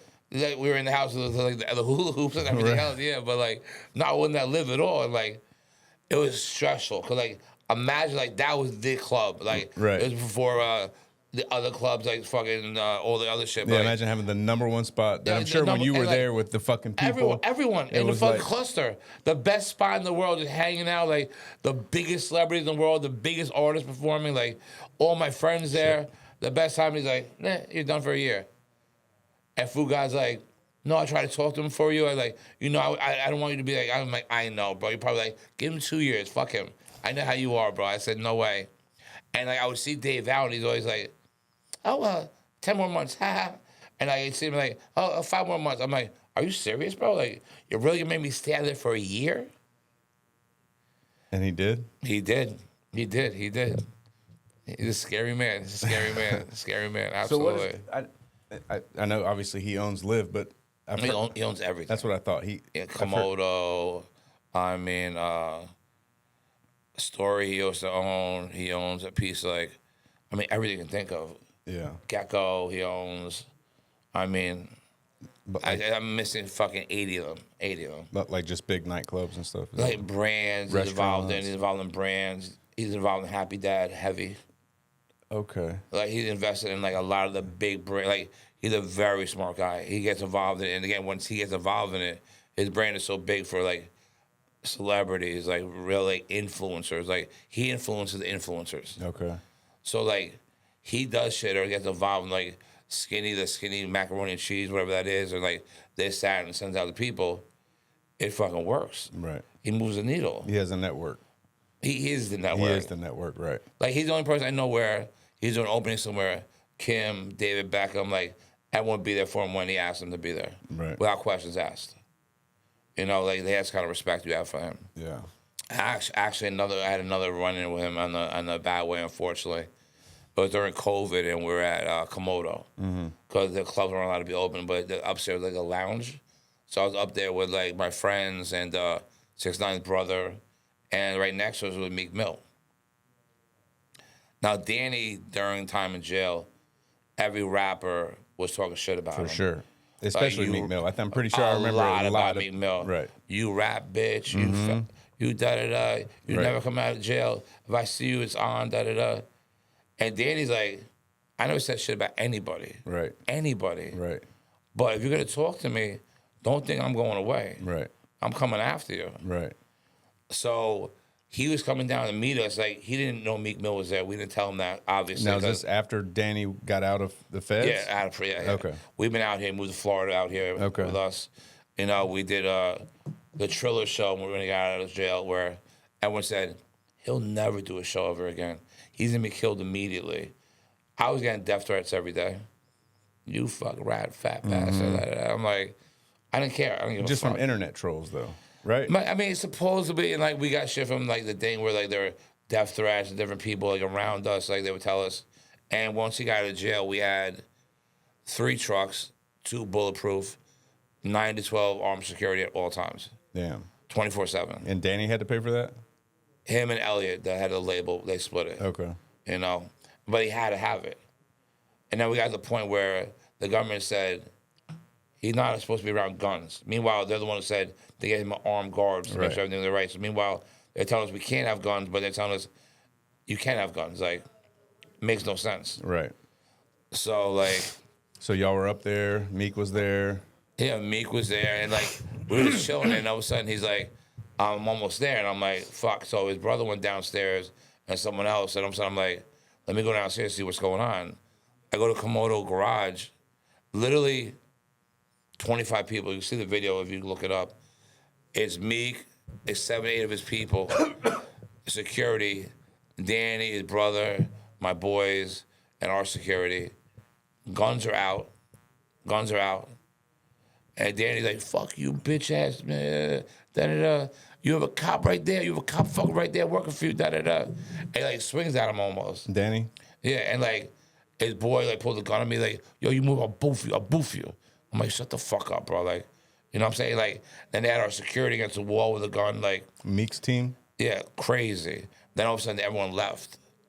And then like all you hear was there's a shooting there. There was like beef, gang wars. So I'm like, oh, whatever. I'm like, let's get the fuck out of here. You know, because again, that's Dave Grumman property. So I go home. Next day is Valentine's Day. 8 a.m., Dave Grumman's calling my cell. I'm like, oh, fuck. I'm like, I don't know what to say. Right. Again, I didn't do it. Right. I brought him there. I didn't know Meek Mill was going to be there. Right. No idea. Are you fucking kidding me? He's like, are you kidding me? He's like, that motherfucker better not be in any of our properties ever again. You're lucky I like you. You can do whatever you want. I don't want to see him or any of these people around me ever again. Right. And that was it. Bro, when did you start managing Danny? Was it It was before jail. okay? Shoddy was managing him at first, who was the head That's of the right. gang. Shotty was the Right. So And what- I met him at a concert with Fugad again, which I appreciate Fugad. Like, I've been everywhere with him. Like, you know what I'm saying? Right. Like, we get along like brothers. We argue and, like we need a show together. He's the most funniest dude in the world. And he's quick and he knows everything and everybody. So we're at this concert, this Spanish concert in New Jersey. And we were backstage and, like, I met him, I met Shoddy. And I'm very personable, so I make friends really quickly with people. And we became friends. And he's like, yo, why don't you come tomorrow? You and Fugad, we're doing a podcast, me and Fugad. And he's like, I'm getting my hair done. And you guys get, we get Fugad get his hair done or something like that. I'm like, all right, cool. So we exchanged numbers. me and Shadi became friends, and like Shadi, a gentleman, killer, like known killer, but a gentleman. Okay, so very professional. Very professional, very sweet. Like, Okay. how's your family? How's this, that? I'm around his kids, you know, like really. And again, a knowledge to learn about the business. He knew nothing about music industry, it was zero. Okay. So I was helping him with that end of it, introducing him to certain people, helping him out with like, you know, what to do, how this works. And we built a relationship. So we started working together on everything. Okay. You know, and that was before jail. And that's when he dropped down with like, I mean, who was on the album? Little Baby, Gunna, Kanye, Nicki Minaj, like, I mean, everyone you can think of, Everybody. like, And and he was able to promote it. Went to jail. I think we have one video, that's it. so when he went to jail, you were friends, but you weren't his manager, correct? Because Shawty was his manager, but you were kind of Shadi helping. was the jail. I was kind of like, he called me his manager. Okay. You know what I'm saying? Like, and I handled all the aspects of a manager. Okay. You know, and I got paid a percentage of anything I brought in. Okay. How was he with that, by the way? With paying? If it was a wire rate to my thing, amazing, because had nothing to do with him.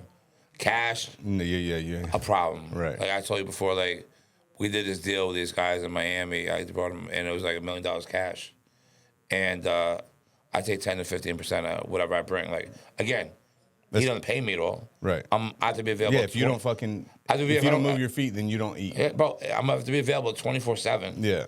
Other than Boca, I have to go up to him, Miami, back and forth, 100,000 miles in my car in like 2 months. Right. But I was loyal. Like all I did was like that was my guy. I brought deals, money, Yeah. brands, whatever it may be. But $1 million, And he was fucking huge back then. huge, bro, huge. One of the biggest. Bro, we used to ride around security guns and like, and then before the jail part, like, and like we would go out, like we'd be at Tory Lane's house one night, this person's house one night. We'd be in LA, like every big celebrity wanted to meet him. We did the Triller Fest, like Jake Paul, everyone was like, bro, let me do this. Like he was that guy. Yeah. Because like, again, no one puts on a better show than that guy. Yeah. But we were doing Triller Fest, and it was like 12, 15,000 people. And like, they took a chance on us. That was our first show out of jail. Right. Paid us like $350,000, $400,000. It was Tiger. It was what's his name? 2 Chainz and Wayne and him on the show. And they wanted him to close. He said, no. He's like, Wayne's the GOAT. Wayne's closing the show. He's like, I don't want to do that. So we went on third. Danny said that? Yeah. So we did a sound check the day before. It was like out by the beach, where it may be. And Danny's like, bro, I can't jump from here to the crowd. He's like, I'm not doing this. And I'm like, he's like, nah, I ain't doing this shit, Murphy. Fuck this. And I'm like, bro, are you crazy, bro? You just got out of jail. There's gonna be 15,000 people here tomorrow. Like, you're doing the show. I don't give a fuck. Like, so we moved the stage around so that way he feels he gets to touch the crowd to really, really have a good show. And like, I respect that. Right. So I said, let's figure out a way. We move shit around, whatever it may be, and then, you know, during the party goes into the crowd. Like, nothing better. So he did perform? Yeah, absolutely. Okay. And he killed it. Bro, when we were pulling up, all year was 6'9", 6'9", 6'9", 6'9". And when we left, I felt bad for Wayne. All it could be on a 6'9", 6'9", 6'9". And that was after the shit. So, Bro, bro, after. You know what I observed? Just because I seen how big he was before the shit happened. It was actually like my son who introduced me, just showing me like, yo, this is it. And I always thought the kid was Bro, he changed the game. He changed the game. Yeah, like pink fucking rainbow hair. Look how many people are doing pink hair still to this day. Bro, absolutely. Fucking Sugar Sean O'Malley. That's family too. I love Sugar. Yeah. But anyway, what I noticed was it wasn't like the fans stopped supporting him, because when he got out, bro, so every time we he would, broke all the records on Instagram. That's right. Live, everything. but it's like the entire music industry, not the rappers and the executives. Right. I feel like they targeted him, and I don't know why, but his shit wasn't getting put up on streams. No, bro. Our last album we had dropped, it wasn't on Apple. It wasn't on Spotify. And like a good friend of mine works on Spotify, Scooter Braun's brother. Okay. And he told us, he's like, yeah, they're not supporting you. He's like, I'll do whatever I can. I'll do whatever I can. I'll fuck with you guys. But like, yeah, they're not So supporting what you. did he do to piss them off, or do you? Is it? It's just like him calling out people. Oh, Like, and okay, him being because he real was about talking. it. Yeah, he was calling out even like Everybody, the record labels. You want to hear crazy? So like, and I'll never get credit for this. No one will hear about this unless people like on the inside. When he was coming out of jail, my boy, one of the producers I'm real close with, works with Bieber. Okay. So I was talking to him. We had a Spanish song that would have been perfect for 6ix9ine and Bieber. So we started talking, going back and forth. When he got out of the jail, I got him like in touch with Bieber, got the number, whatever it may be, and they're about to do a song together. Like imagine him coming out of jail for a song with Bieber. Game over. This is again 5 years ago, whatever. Maybe when he first got out 4 years ago, whatever it may be. And like Danny's like, yo, he called me, he was acting all weird and shit. I'm like, what does that mean? I said, I don't give a fuck, bro. I was like, bro, that song, you and Bieber, Game over. gone. Yeah. Gone. Because, like, people only care about hits. Right. They don't care about your bullshit. If you got hits, guess what? Yeah, they don't give a fuck. Yeah, go to Gunna. Gunna ratted. And Gunna ratted like a motherfucker. I know. Got skinny, came out, put hits out. You can't do anything about it. I know you can't. Can't. What are you going to say? No, he's selling Fuck out you, but places. You put the song out, you're going to download it. It's Yeah. hot. Yeah, I downloaded some of it. Yeah. You know. Yeah, I don't.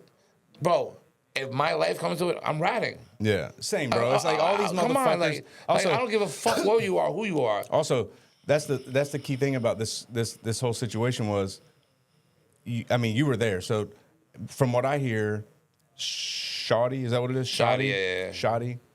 They tried to set him up. They were gonna what? Like They were gonna kill him, they were gonna kill him. bro. And he was fucking his baby mama, and the FBI told him because they heard it on tape. So Otherwise, we wouldn't Shoddy even know was fucking Danny's baby mama. Danny's baby mama. Yeah, Sarah. And they had plotted to fucking kill Danny. Bro, they picked him up. He was supposed to come to Miami that day. They picked him up in his car, and thank God the driver, I forget the name of our boy, he was working for the feds at that point. Okay. So it was mic'd up, and they came and got him. They brought him back to the house, beat the fuck out of him. They said, Sarah, bring down all my money, my jewelry right now. And they came, and thank God the cops were listening to all this. That way they're able to find him. They beat him up, put him in the hospital. And they're about to kill him. When I was around these people, like, you don't realize how serious it was. Because, like, you don't, like, you're like, Danny's a great guy. Right. Shoddy's this great guy. It's a gentleman, and the first part, like, because me and Food were hanging out with them. And they're like, let's go. We did the thing with the hair, had a great day with them. And they're like, meet us at this concert night in Brooklyn. We're going there. And Food is running late or something. And, like, Shoddy's like, nah, don't come, bro. We shot up the arena. He's like, don't come, though. He's like, let's get up tomorrow. Then on the way to fucking meet us for dinner, he's like, yo, cops pulled us over. We're going to be out here for a while. Like, and then I read during the thing, like, he got out and shot at someone, like, the day we're supposed to meet him. Shoddy? Shoddy. And then at the Brooklyn thing, that's when they shot someone in the thing and they got barred from there. Like, it's like years ago. But, like, they were killers. And like, I was so close to them, like, that was family. You know what I'm saying? Like, Right. And, like, I remember I literally, like, I don't show anybody this, but, like, I have the Treyway tattoo. Oh shit. And, like, little did I know it was, like, a gang thing Right. or a guy inside. And I was FaceTiming Shoddy and Danny. My guy was like, Treyway. I'm like, Treyway. Meanwhile, I'm fucking It's a in the fucking dumb way. gang. It's a gang. Right. Like, real gang. Right. Like, I knew all those Like guys. these are real fucking I was killers sure those dudes, like, that just lucked upon like killers. Danny. Killers. Right? Killers, yeah. They just stumbled upon him, and now this is their nest. But Danny ran shit still, like, he's not a kingpin like that, but still, like, not a big dude or whatever, but, like, he has balls. Like, that's one thing about him. He's not scared of dying. Right. At all. Right. Like, we're in positions where he don't give a fuck. He's like, what happens, it happens. You know? So the feds had gotten tip or something, or they were just They tapped were in listening. because They were of, listening in the car. The car was bugged already. were they listening because of some drug running? Like, what made the feds start tapping shit? For years, shootings. Okay. I guess drugs. So they weren't even listening to him for that. They were just listening because of some other they drug knew running that and he was about- shooting. They knew he was about to be killed. They knew that, what these people were talking about. There was like rumblings between Shoddy and another head guy in the gang, I guess, whatever you might call it. And like they were like, you gotta do this. And Danny like didn't give a fuck. He's like, I don't give a fuck. I don't need help, whatever. Like we had security around him at the time. So the feds came to Danny? Is that what you're saying? Yeah. He was. They were talking to him because they were like, you're coming to jail. Like he had warrants, indictments, and stuff like that. Okay. So like he was dealing with that. Let's bring it back a little bit because I Okay. think we got because I'm curious. So Shoddy was plotting with someone to kidnap or kill Danny. Yeah. They did they and they were acting on it. Yes. But the feds knew, so Right. but they had already had the driver working on their side. Right. He was otherwise he was gonna be deported and go to jail. Right. Okay. So And that was like our little dude, like you know what I'm saying, like family. He'd be like was around us forever. I had no idea he was working for the feds. Right. No clue. and so they get Danny. They take him. Yeah, they take him, beat the fuck out of him, bring him back to his house. He calls Sarah, says, "Bring down my jewels and my money." Oh, okay. And then that's what they were gonna take. right, and then they took off. Like I don't remember the story completely. And then I think they brought him to the hospital after that, and they said like you gotta get the fuck either in police protection or we have to do something because you're gonna be dead before you fucking testify. Right. Because he's like, I'm testifying on these guys. Fuck Yeah. that. Fuck that. Because Shawty was fucking his baby mama. Yeah, like and they robbed wanted him, to kill you, beat him to death. He's your money guy. Like, and you want to kill this dude? Like, you have nothing. And every fucking person on this earth, if they were put in that same situation, but just take it out of the fact that you're a rapper. Right. Imagine it was a country star. Let's say Garth Brooks. They would say nothing. Like They would be like, W oh, Garth. Right. Yeah, 100%. But it's fucking 6ix9ine, so they're like, you're a rat. You're telling me that if somebody was fucking your lady behind your back, beat your ass, Taking your robbed money, and want to kill you. And going to kill you, you're not going to just tell the truth? You didn't set them up. It's not like you... No. They got you. They said, they're going to kill you. Right. What do you want to do? Right, what do you want to do? You're going to do some time, but, like, you're not going to go to jail for life. Right. But if you don't... You're going to be dead. You're going to be fucking dead. You're going to be dead. Or and you're going going to jail forever. Yeah. go to jail forever. 100%. Everybody would have done the same thing. Everybody. Everybody. He was in it for like a year and a half. Right. Yeah, he still did time. Like, Yeah. damn, that's crazy, man. I used to talk to him probably like 3-4 days a week on the phone there because his girlfriend Rachel, Jade, they call him Jade, her name's Rachel, would call him all day and like he'd be rapping on the phone with me, like, joking around, shit like that. Like, actually in really good spirits, like, and he just couldn't wait to get out. Then I remember like it was fucking winter and they said, yo, the judge said I'm getting out.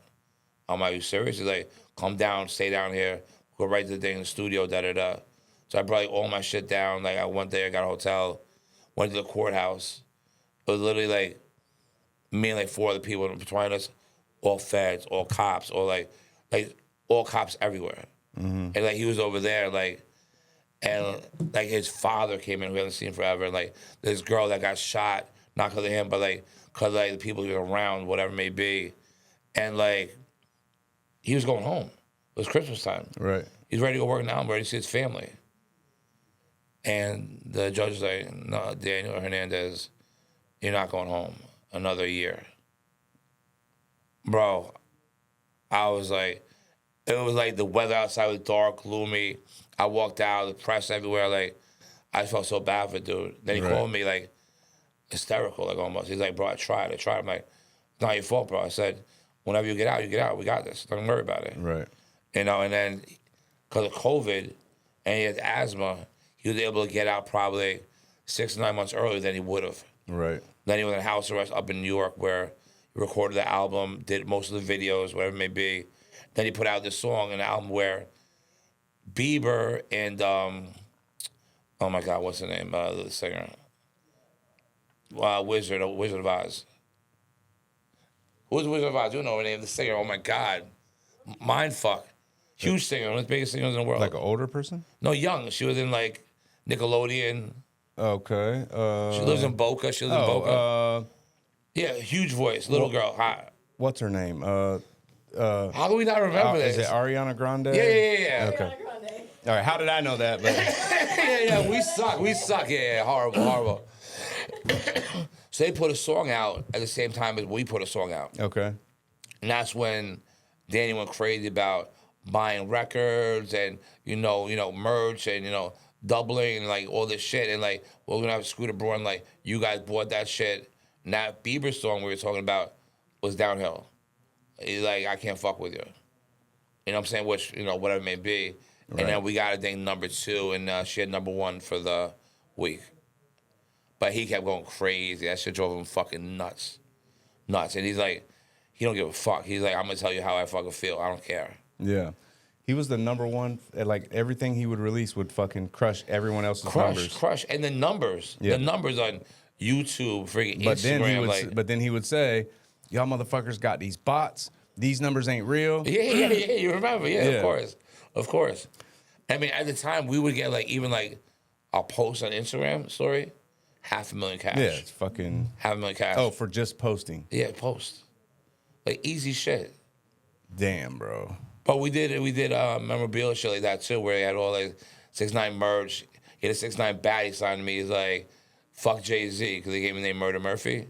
So he's like, fuck Jay-Z. Oh, Jay-Z gave you the name Murda Murphy? Yeah, I used to work for Jay, so he was like, Murphy, murder, everything you do. He started calling me Murda. Oh, Murda, okay. So like, kind of stuck with me, you know. I'm like, Jay-Z gave me the name. I gotta keep that fucker, you know. Yeah, for It sure. would give me some good luck, hopefully. Right. But I mean, Danny was like very talented, but very crazy. When's the last time y'all spoke? I saw him 2 weeks ago, 3 weeks ago. Are y'all like beefing, or you just Nah. kinda... It's like that's my boy. Like, you know, like again, don't get me wrong.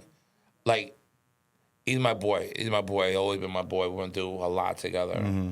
You know, a lot. I've been with my holidays, like, you know, football every Sunday. We would be batting, ripping each other, like. And then when honestly, it was me, him, and Steve. Like, we were inseparable. We were together all the time. Like, and we did so many big things together. Right. And like, Steve was really taking people to know who Danny Hernandez is, not Tekashi, not 6ix9ine, like who Danny Hernandez is, and like how he like does have a big heart, you know. But like, there's a Tekashi side, like what he did with Steve, the $2 million, or maybe where that unfortunately comes into play sometimes. Yeah, he can't block that out. No. It's like he has a split personality. And I mean, at the time, it was like the best time in the world. Like, you had Steiny, whatever. Like, it was like me, Steve, 6ix9ine, Bradley, Sugar Sean, and Steiny. And like, we go every weekend to Mexico, you know, Roulette, fly private. We go on all the UFC things together. Like we were crushing shit. Right. Like, and like the numbers are great, the views were great. Like, and we had the best time together. That's all family. Right. And then like, Danny started saying like, yo, the fans keep saying you're Team Steve, not Team 6ix9ine. I'm like, what fans? I was like, I don't know who the fuck I am. Like, you know what I'm saying? Don't care about what I'm doing. You crazy? Right. He's like, yo, you Team 6ix9ine or you Team Steve? At the time, I'm like, you're my boy. I've been with you for years. You're my guy. So Steve's my brother, but you're my guy. Right. He's like, bro, you can't be with him all the time. Like, I'm like, okay, yeah, whatever. Bro, next week he's in LA with him, Steve, and fucking Rachel didn't invite me. I'm like, come on, bro. Yeah, like... I own a club in Miami, a piece of a club called 23 Club. Crushed it. Every celebrity would be there. Rachel was there. His brother was there, Oscar. I mean, academics, everybody. Bro, he never came once. Out of like a year and a half, never came once. He came outside the club. We went to see him. You owned part of it. Yeah. And you, of course, would want him to come to show Yeah, love, it's my boy. support. It's my boy. Right. Steve was there a million times. Everyone was there. Right. I mean, Kodak Black, Kanye, everyone. Right. But like, you're my guy. I'm working with you. I'm with you forever. Like, you can't just come in. Right. Like- You think he had a, like, There's some weird shit. Because Like, some people, bro, like even ultra successful people, they like you in the position of like less popular or successful than them. But if they see you start making moves, they start feeling insecure. Even though you, of course, you're never going to sell 100 million records no, like this I'm like, kid. I'm like, who the fuck am I? You idiots. Like, what are you worried about? You like, think that's what it was? Like deep down, he wanted you to kind of stay. No, 100%. But we could have done such big things together. Like, and I still think he's very talented. Yeah. He put his mind to it. Like, he could do it again. So has the kid got like fucking royalties coming in? Like, No, so because I know he got hit with the IRS shit. Right, What right, was that? Do you know? he showed me the piece of paper once. Like, they came in, itemized each thing. Oh, they took his shit. So took everything. Yeah, took plaques, everything. Oh shit. Yeah, cars, like I everything. seen some shit where like all of his jewelry was being auctioned, but I didn't know if it was a cap fucking. No, web- true. Okay. But like, So all the fucking Richard Millies, the cars, he still has like 2 of the cars, 3 of the cars. he still has. Yeah, I think like 2 cars, 3 cars. Yeah. So he still got money or. He's doing, you know, Danny always pulls it out. Danny, you know, Yeah. can't ever give up on that dude. And he's been doing well in the content right now. Like, again, like, he crushes content. Okay. Like, no one, like, dude-wise, no one's better than that guy. Bro, I think I mentioned to you, I seen a DJ Academics and 6ix9ine podcast or Right. And I clicked it not thinking that, because I don't watch long shit anymore, bro. Like, YouTube's got my mind warped. No, of course, quick. Fucking In and out, 3, in and 5 out, minutes, yeah. I'm out. I fucking stayed locked. And it's not because they were doing anything. They were just sitting, drinking and talking. It's like relaxing almost. Yeah, Like, it's just like he's just so charismatic that you just 100%. stay engaged. And like, he shows like emotions, like, and you're like on the edge of your seat, like, wait, what happened next? What happened next? Yeah. You know.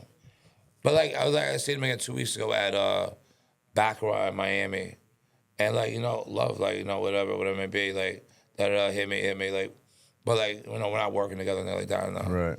Do you think if somebody approached you with like, yo, bro, I want to get Danny to do this, and let's just say it was a $250,000 deal, you think if you called him, he'd be like, okay, cool, let's do it. Yeah, absolutely. Because when I saw him like 5-6 months ago. I went to his house. First time I saw him in like 8-9 months. Mm-hmm. I went up there. We chilled, like, just talk about, caught up, whatever it may be. And I got a deal for $20,000 in a second, and I never got paid on it again. And I was like, whatever. I'm like, I don't even give a fuck. I'm like, enjoy it. Like, right. You're my boy, whatever. But I can't work like that. Right. If I'm gonna work, I gotta get paid. Oh, 100%, bro. Otherwise, it don't make sense. Bro, he would be a fun fucking podcast, just because. He's hilarious, bro. Yeah. He's hilarious. Yeah. Bro, we used to get He's bigger drunk. than life, Bro, we used to get drunk every private jet, like, and he would drink Tito's. That's his favorite thing. Yeah. And like, first, I hate drinking, Right. I'll take a shot, but Tito's is like the dirt of the dirt of the dirt, Right. And by the time, like, he'd be singing his songs in the fucking jet, and like, it was just a crazy, crazy time. We'd all pass out, wake up, Mm-hmm. My scariest time, a lot of people would always be like, are you scared you're gonna die? Or like, are you worried about this? I'm like, no, like, I was never worried about my life ever. Except in Chicago. With him? Yeah, Okay. bro, scary. Like when that shit was going down, or? Oh yeah, right after jail. Right. And the label told us that our number one Spotify city or town or state was Chicago.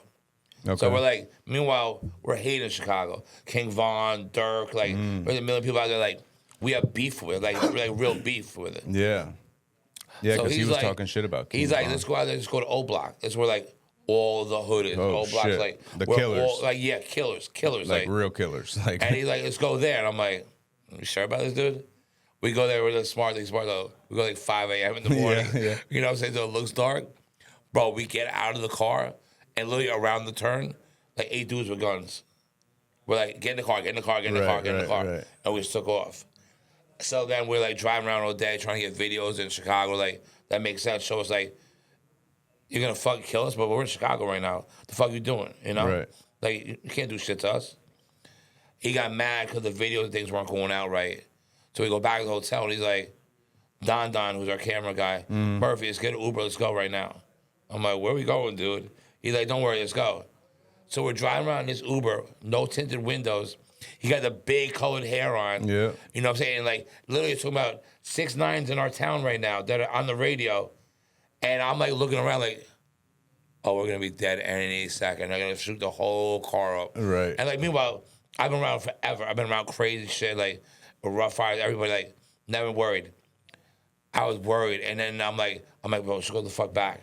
And the driver's like, what's going on, guys? What's going on? I'm like, nothing, everything's fine, sir, everything's fine. And we're driving, and like, I feel like every car was looking at us. Right. Because you can see that big color hair anywhere. Right. It stands out. Then eventually, like, listen, I'm dropping you guys off. I don't know part of this. I don't know what's going on, but something's very weird going on. The driver? Yeah, and I'm like, thank God. Right, Thank God. And we yeah. got back, and then we got out of there with Atlanta or something the next day. But, like, that was kind of scary. Like, they just got pulled up and you're dead. Yeah, bro. Like them. And I've been shot before, so, like, Oh, you've been shot? yeah. That doesn't surprise me at this point in the conversation. I was working for Murda Inc. at the time, so I was living in Jersey City, Hoboken area, and I was going to the city because all my friends own clubs in the city, like Okay. Jason Noah, like Tal Group, like Richie Kiva. So we go in the city, and I had a bunch of Ja Rule records in the back. Okay. And I was wearing a Bulls jersey, What Red year? Bulls. What year? Ish. I'll tell you right now, like Okay. ish, because Jalen Rose, my boy, and just sent me a Bulls jersey when he was on the Bulls. So that's probably 15 years ago. Okay. So we're sitting in my house smoking a blunt before I leave. All of a sudden I look next to me and the guy's like, yo, give me a chain. And I'm in a Hummer, and like you can't see what I'm wearing. You can't know I have a chain on at all. You're like, up here and I'm down, so you can't see that. I had a Rolex on, and I'm my boy Cantor, one of my best friends in the world. And I look over, and there's this guy with a hoodie, gray sweats, Timberlands, gray gloves, and a mask with no holes. Like no eye hole, no mouth hole, just gray. And I'm like, what the fuck's going on? I'm like, bro, get out of here if I fuck you up. I said, I'm not playing with you. You said that to the guy? Yeah, because you're like, man, fuck off. I've had guns pulled on me in the past, like, and nothing's ever happened. Right. There's a dummy. And I'm like, bro, get the fuck out. He's like, I'm not playing with you. I said, give me your chain. So he opens my door. No idea my door is even open. Shoots me. Goes through both my legs. Calmly now. This is like, again, 1, 2 in the morning, outside my street. And fucking shoots me. Puts a gun to my head. Not stuttering. He's like, give me your chain now. I give him my chain. I'm like, he's going to kill me. Right. I said, if I say no, he's killing me. Right. He don't give a fuck, this right, kid. He done shot you. Yeah, he just shot me. And then he left. My boy's like, Cantor's like, bro, you got shot? I'm like, yeah. He's like, you okay? You want me to drive? I said, I don't think I can get out of the car and walk. My legs were like, go together. And like the Hummer, like, all the ceiling windows, blood everywhere.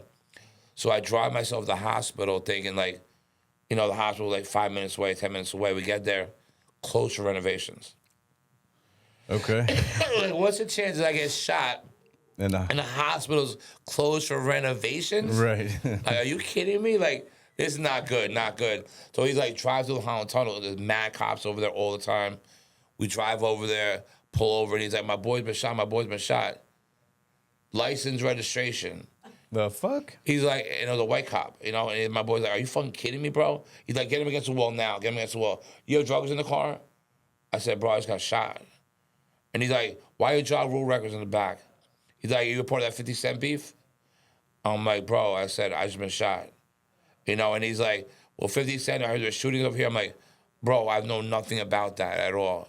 So eventually they took me to the hospital, and he said they kept bothering him about it. Like, and he's like, I don't know what you guys are talking about.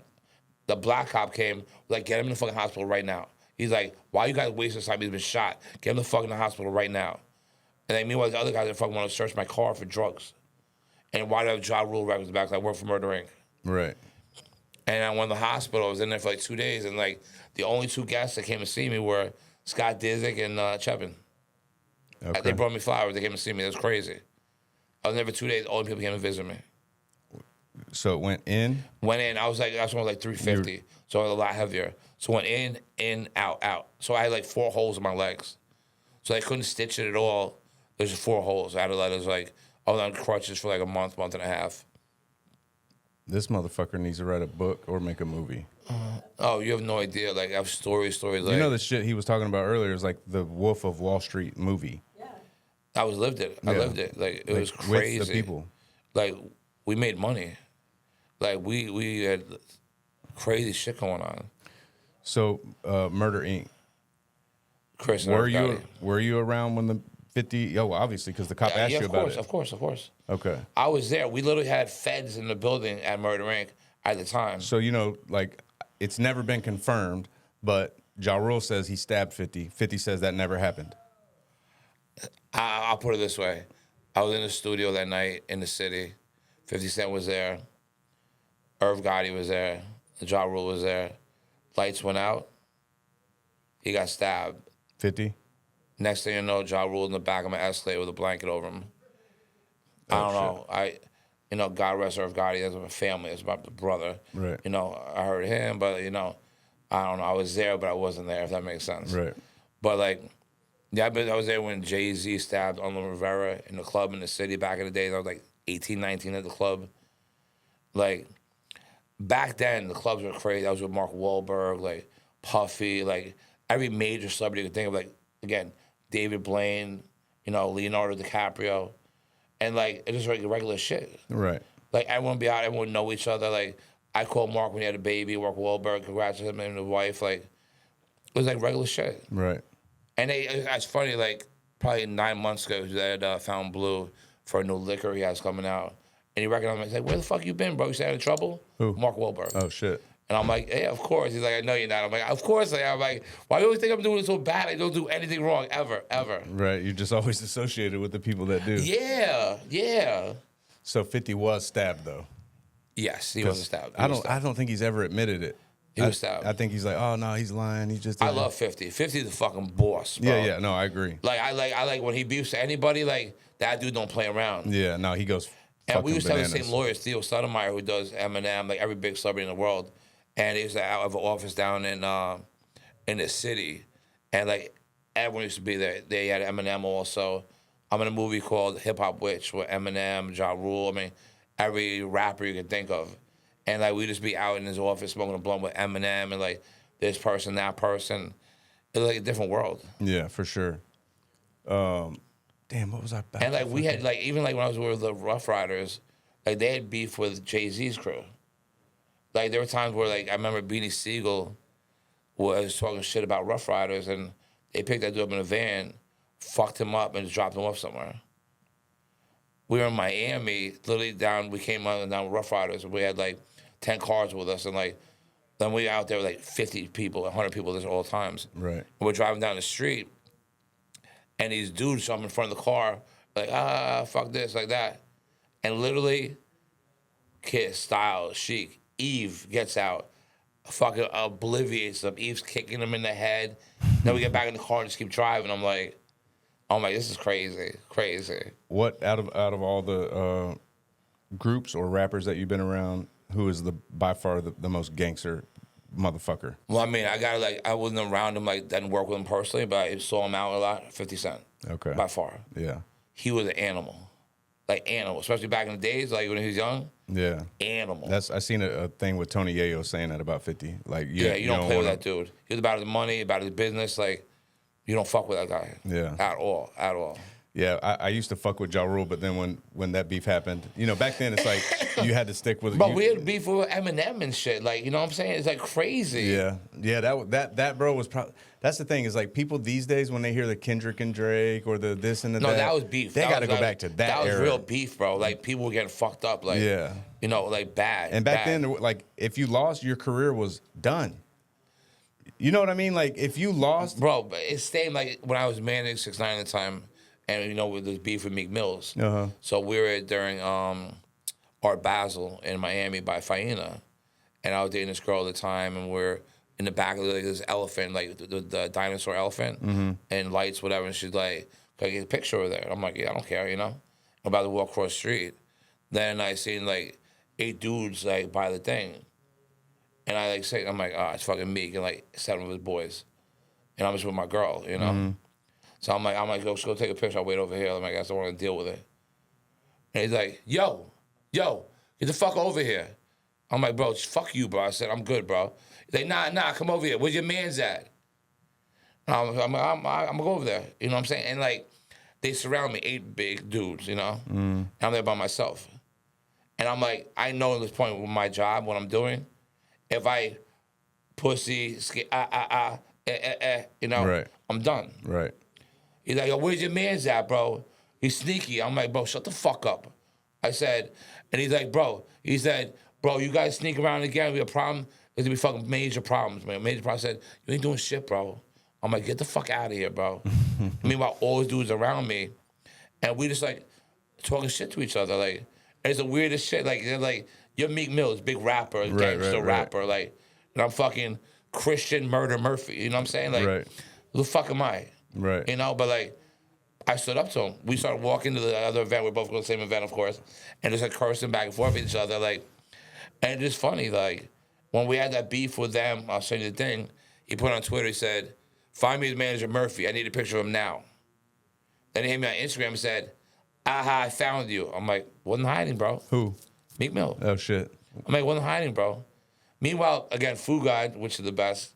We were at dinner, probably stayed with him and Michael Rubin many times. Oh, shit. Always was cool, And there's like the Danny stigma on a lot of people, like, really hit hard, especially after the whole rat thing. With you? Like, well, everybody. Like Sal that works with, The Weeknd and all them. my friend Austin Rose, who managed Post Malone's house. And like I've seen Sal a bunch of times. Like we were like high by. He's like, "Oh, that guy manages 6ix9ine, right?" I'm like, "Bro, I'm not that bad, bro." I said, and we started chopping up, mad chill. But like, I put the stigma on you, unfortunately. Right. Meanwhile, again, not a bad person, great person. Like I love Danny. Right. But like, I don't have the stigma of who he is and what he's done. Yeah, it's kind of, you think it's fucked some shit up for you or slowed some shit Oh down. yeah, I don't know if I showed you I showed you the thing how I lost my main IG, Murda Murphy, and like you sent it. I didn't get a chance to no read problem. it. Yeah, like I had like 350,000 followers, but like I was making money with it. I had so many. Every celebrity could think of like hit me there. I had numbers there.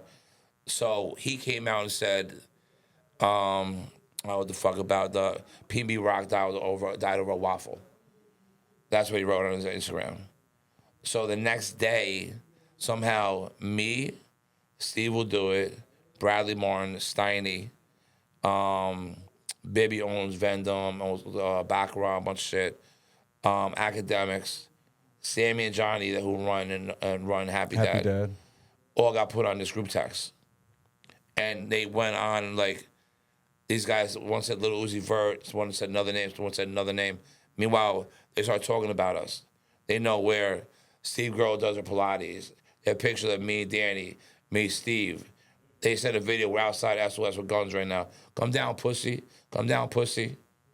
Then they have a video of fucking Danny coming down. Yo, where you at? Where you at? And then he goes back, and then they're down there with guns again. And then they're threatening us, like, when I see you, like, yo, store Murda's account. Take Murda's account down tomorrow. And it just went back and forth, all this shit. And then, like, later on that night, I get a call from Steve or Danny's number, and they're like, we're going to get you, Murda Murphy. You're going to die. And I'm like, they're calling from Steve's number, Danny's number. I'm like, that's weird. And it's like, continued to happen. Next morning, I woke up, my account was down. Destroyed me, bro. Remember I told you that I lost some money recently? Like, that was worse almost. That was worse. Because I couldn't make money with that. Right. You know what I'm saying? Like, and I had money where I could get and talk to people and get shit done with that. Right. So I woke up to that gone. I was like, oh my God. Like you'll never know how much and revenue Meta don't give a fuck, bro. Meta don't give a fuck. I showed them everything. I said, never had a problem ever. Never did anything ever. Had this account for 8 years. Never had a problem ever. And I said, they sent the thing. We're taking your account down. Next day down, they said, fuck Steve, fuck them and blood, all this shit. And I'm like, read it. I said, they took it down. They admitted they took it down. And they said they took it down. And they got it back up. Hour later, down again. Over and over and over again. I'm like, how the fuck you guys taking money out of my fucking family's mouth? Like, are you really kidding me? Like, right. And you don't want to help me at all? Right. It's in writing. He has it on his fucking, not Twitter account, the, X? No, the, what's it called? WhatsApp, whatever it may be. Like, Okay. No, Telegram. Of taking down all these people's accounts. Like, I took down Murda's account, I took down this account, I took down Jay-Z's account, I took down Cardi B's account, crazy. Like, if I found the kid, I would kill them. You know who it was? No, bro. Oh, just anonymous. They came to me and did a whole article about him in a magazine. That's how crazy this kid is. That's right. I remember seeing. Yeah. Okay. But like, so you don't so they found him supposedly in like Vegas or something like that. But like, he's like, I didn't do it. And they can't prove it, right? So no, bro. But he like ruined a lot of people's lives. Like, so you got it taken down, got it back, got it. So it's just gone now. Gone, yeah. I had to build up my new one. Murda Movies took me like almost like 6 to 9 months. Like, and so that other account is what? Just in limbo, gone. And like everyone's like, I can get it back, which I thought appreciate because people tried before, but they like can't, right? Nothing, bro. Like, I had so much shit in that. Verified the real way, not paying the money. Like, was actually verified like back in the days. Oh, you had one of the OG. Yeah. Like, and like 3 weeks later, gone, bro. So you know what sucks, man? It's like with everyone you know that somebody fucking knows douchebag, the owner. Yeah, a lot of people looking for that dude. And it's like for the owner of, and what's the guy's name? The Mark Zuckerberg, the one that owns. For like he is the owner. Like, he owns Facebook and Instagram, right? But they don't care, bro. They just don't give a shit. They don't think that it's really people's livelihood. But No livelihood. businesses are built around social Think about media. all these small businesses that are like Instagram, Facebook Marketplace, like all these places where like even if you don't do something, someone wants to like be a dickhead and pay $2,000 to get your account banned. Like, I know, man. Well, think about this. Like, I've only been doing this for, I don't know, like really 2 months. 2 months. Yeah, I mean, crazy, but like prior to like 6 months ago, the only thing I would post on Facebook and Instagram was like, a fucking picture of a new store or picture of us really? at Christmas or That's crazy. You know what I mean? So like, it's a whole new world here. 6 months ago, I really started pushing. Right. And now I see, because my fucking Instagram, I have like 4,500 followers, right? Right. I had to work. I've literally worked my fucking ass off to 100%. get just the 4,500. 100%. So to hear that you had 300 and something thousand, Yeah, bro. I would be devastated. Devastated. Because it's like everything is built around social I media feel like today. my girlfriend cheated and my cat ran away. Right. Like horrible. Doesn't get worse than that, And then, like I hear it like this, they did the same shit to Steve with YouTube. Yeah. And they still won't get him. Come on, bro. Like, who's Yeah, bro. And think about this. Leroy Cohen, we tried to reach out to everyone when he lost It's it. probably some douchebag that works at a desk that has a grudge against Steve. And But they're- how though? Yeah, I how know. can they you know what I'm saying? That's where I dropped the he ball. needs that YouTube back. Oh, I know. I wish to God I could do anything to get that YouTube back for him. Like he was the best on it. He fucking thrived on it. I was having a conversation with him on the podcast. I mentioned why I thought it got taken down. He said, "Nah, I don't think it was that. I know why." He said, "I'll tell you off camera." And I forgot to fucking follow up. It's the gambling site being on the bottom of it or something like that. Yeah, but I mean, Some stupid shit like that's that. what they say. But so back when it happened, it was when the whole world had turned against Trump, and Right. Steve was a Trump supporter, and Steve was openly saying it. And I thought, like, Major Trump supporter. Yeah. Major. The whole team. Yeah. And I thought, like, because at the time, people were losing their jobs for supporting Trump. They were fucking. You remember Yeah. that time No, back in 100%. from 2020 to fucking. They hated him. They were the devil. Yeah. They were the devil. Everybody loved him in 2016. Love. Of course. But anyway, yeah, I'm a huge Trump supporter. Yeah, same. I know you are. The tariffs have crushed me You a know little what I bit mean? in the stock market and crypto, but other than that, I'm good. Yeah, it's gonna go We're back back up. up, Though. yeah, we're it's good, going. we're It's good. actually. I checked today.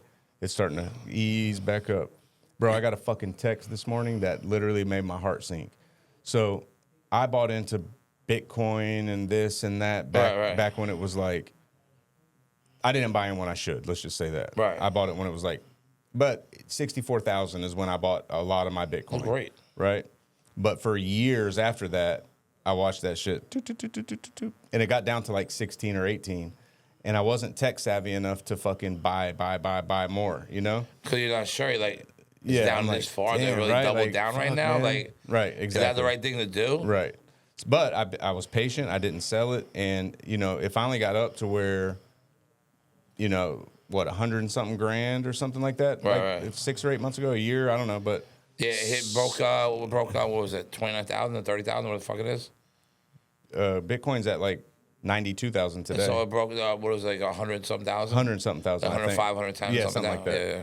And anyway, so needless to say, I started seeing like, okay, shit, because I'd lost a bunch of money technically.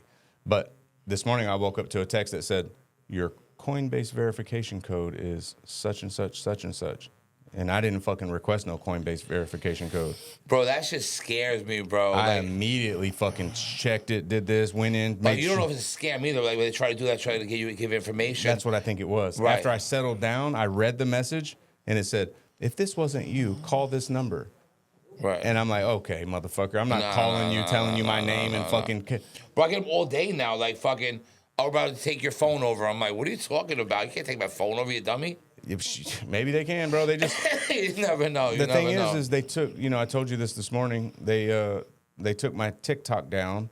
TikTok was the one that was booming, bro. We got that shit took off. I mean, again, it still only got maybe 8,000 followers, but that happened pretty quick. And for and it looks like somebody in China took it because they took it. They changed the whatever the page name or something, but Shut up. They ain't done shit with any of this. It's just sitting. They took it and just changed the name? That's it.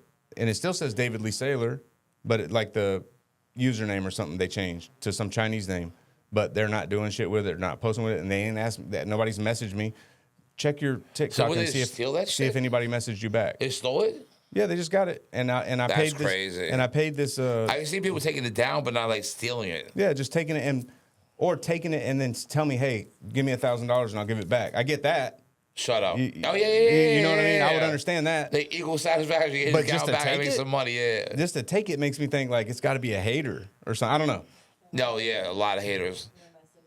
Yeah, I messaged. Today's the first day. It's been gone for about a month. Finally, today I got on her TikTok and I messaged him. Said, hey, this is David Saylor. I need my shit back. Like, what's it gonna Bro, cost it's me? scary because like if I'm like a bad service and like maybe my IG didn't come up right away, I'm like, oh fuck, it's panic, gone. right? Oh You got my PTSD. God. Yo, my heart's like scared. Right. Like Dave Grumman's coming down the hall. Yeah, no, Yeah. fuck that, bro. That's the worst fucking feeling ever, bro. I don't want that to happen ever again. Yeah, for sure. Wake up in the morning, I'm like, is it still there? Okay, thank God. Because like, Yeah. I would die, bro. Like, I'm in fucking only 168, and it took me fucking forever to get there, ever. And you were at what? Almost 300. 350, Fuck, 335. Again. And like great fucking numbers too, like 20, 30,000 here. Like, and when I'm going with Danny, I do like 80,000 fucking likes on this, that, like crazy numbers, crazy Yeah, numbers. that's the type of shit where you can be like, okay, I need 5-10 grand to post something. Oh yeah. I mean, still now I have dirt, but I still get like 1,500, 2 grand to post a story, like Right. 3 grand with the right person, like. But Twitter, like, actually, my Twitter's down right now. No idea why. Like, you know what I'm saying? Like, I'm not even on there like that. Right. I noticed it recently because someone's like, check this. I'm like, oh, wait, where's that Twitter at? You know? Right. But I have to get that back because, like, there's a lot of money to be made on Twitter. Yeah, my shit's down too. No way. I bought a new phone and everything else logged back in, but Twitter, every time I try to log in, it says something went wrong. That stresses me out. I hate Yeah. that, bro. That's the one thing that I haven't really been trying to push. Twitter's all, but Twitter's all money, like crypto, know. stock market Yeah. money. Like, I used to pay like 5 grand on like Twitter. I only had like 85,000, 90,000 people on Twitter, but like for that kind of market and like the right people following me, like easy money. Yeah, for like sure. push coins, whatever it may be. Yeah. Like I'm not big in the market or stock market. I have this, that, whatever it may be, but like in crypto coin, the meme coins, like I get paid to bring celebrities to the thing. I get paid a little bit on the front. I get paid in the back end. So like everyone makes money. Right. And like it's a win-win for me because I'm not risking anything. I have no money into it. I just have a sweat equity of bringing a celebrity, making sure he does 3 tweets, whatever it may be, and then make sure the back end gets paid by my guys. And I have like 3 guys in Dubai, like billionaires, like do this shit regularly. So do you have people that can build out a? Yeah, my guys in Dubai, like I have 3 different billionaires, like do everything. Okay, so Again, I'm the dummy. I'm just like I don't know anything. I'm Yeah, like, same here, I brother. have somebody like get my money for me, cash it for me. Like I don't have to do any of that shit. okay, And I'm too scared to lose it. right. Bro, one button, bro, that's gone. Yeah, I know. No, like, okay, we know where it went, though. No. Can you send it back? Gone. Yeah, it's gone. It's in the 100 ether. grand, 10 grand, dollar gone. Yeah, exactly. Scary. So if I have a celebrity, Right. which you know them all, but I'm just saying as an example, if Please, you have a celebrity, I'll That- get you a price up front, back end, and we can run it. okay, and is it a And right now, all celebrity meme coins, nothing against the law anymore. 0. It came out. They can't sue you for that. Hock to a girl, no problems at all. 0. So, like, people worried about, oh, if I do that, da-da-da, I get sued, I get a problem. There's 0 laws against it right now. 0. Because, man, I got fucking got recently. I'm not going to say any names, but not recently. I think it's probably been about 6 months. I got a phone call. I'm not even going to say where I was at. I was out of state on business. There were some celebrities and influencers there, and me wanting to meet up with them to do a deal Right. got in my head. It basically fucked up my thinking because what they did, and I'm not saying they did this intentionally. I'm just saying I was stupid enough to fucking not trust my instincts. I got a phone call late at night that said, "Hey, come over. We just did a coin, and you're my good friend, and I want to let you in on it." Right. So I come over. There's like a room full of people, and they're all hyped. They're saying, "Oh shit, it's going to 20 million. It's going to this." And I got the FOMO. And I'm Right, like, of okay, course. shit. That's what they do. They get the FOMO and fucking reel it. Come on in, David. Come on, Yeah. join us. Yeah. And I'm like, damn, okay, cool. Well, how much? At this point, it's like, how much will you let me buy? Right. Because you're showing Can I me get that it's in, bro? turned. I can make $1 million on this. Right. Today? Right. Today? So fuck. And they how were much like, can I buy? Like, all of it? right. Like, what's up? Yeah, like, what do I got to do? And they were like, right. 100, 150 grand. I was like, okay, shit, let's do it. Of course. And you know, I give my phone to the guy, and he's and everybody's in the room, and they're all like, because the celebrity behind it is telling them like, okay, guys, y'all can't sell. You know, we don't want to crash it. Y'all can't sell. Well, while I'm standing there, the guy goes, wait, hold on, who just sold? Which one of y'all just sold? Because the 12 of us are the only ones that know about this coin, right? And dude comes out of the bathroom, and they look at him, and he's like, sorry.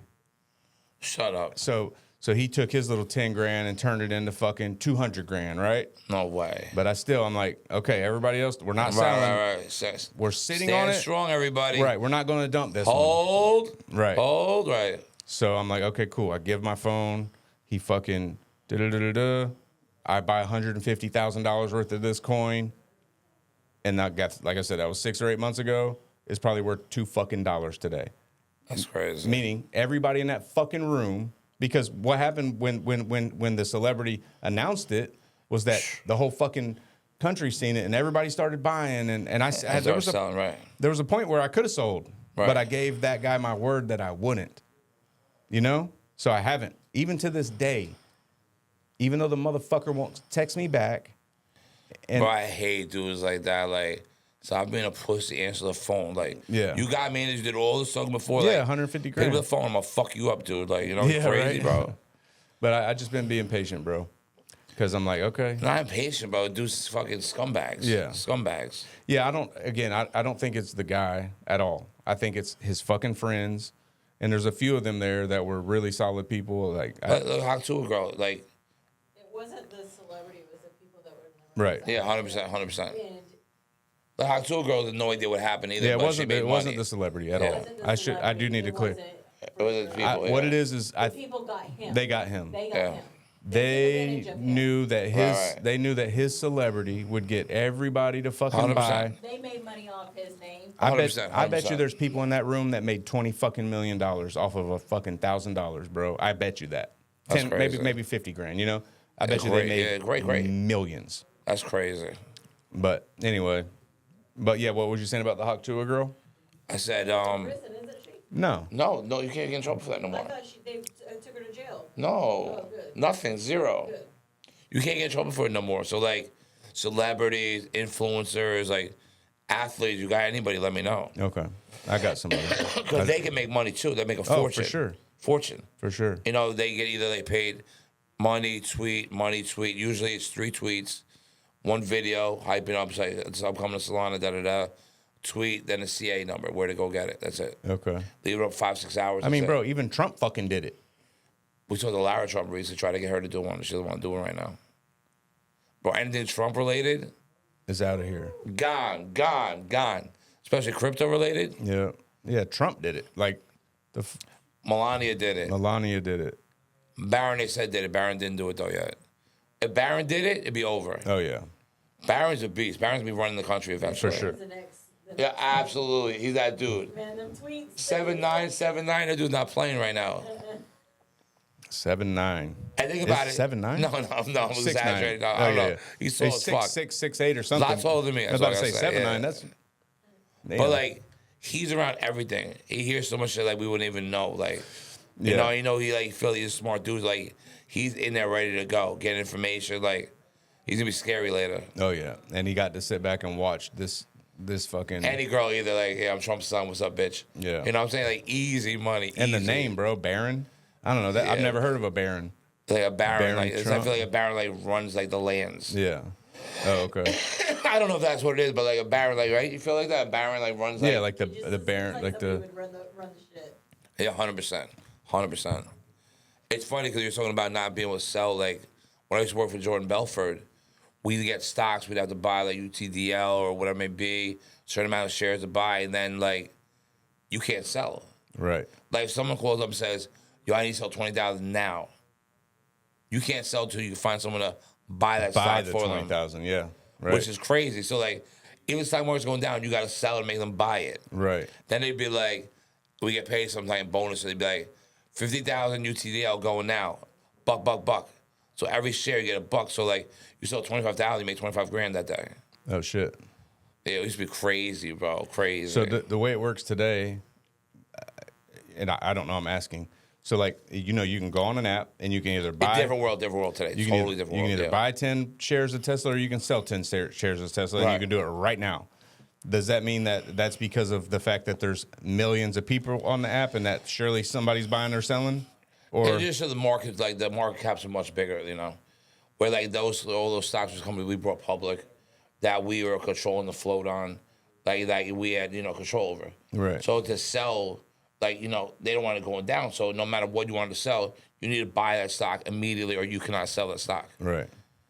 And I mean, but we used to play basketball. Like we used to go to dinners every night. Like the camaraderie in there used to be crazy. Right.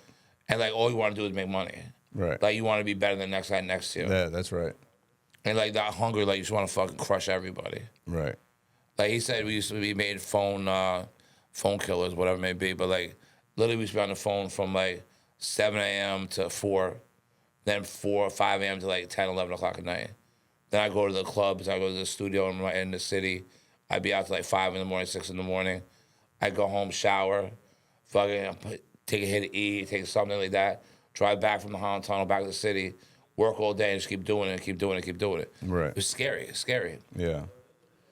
I would be driving around the city fucked up with mad people in my car, not giving a fuck about anything. Right. I'm like, what the fuck was wrong with me? Yeah, I remember those fucking days. You thought fucking nothing could happen. Nothing, Nothing, untouchable. Nothing. Best time in the world. Best time in the world at the time. Thinking oh my God, da-da-da. Crazy. You remember the time when you couldn't get hurt? Shit just didn't hurt?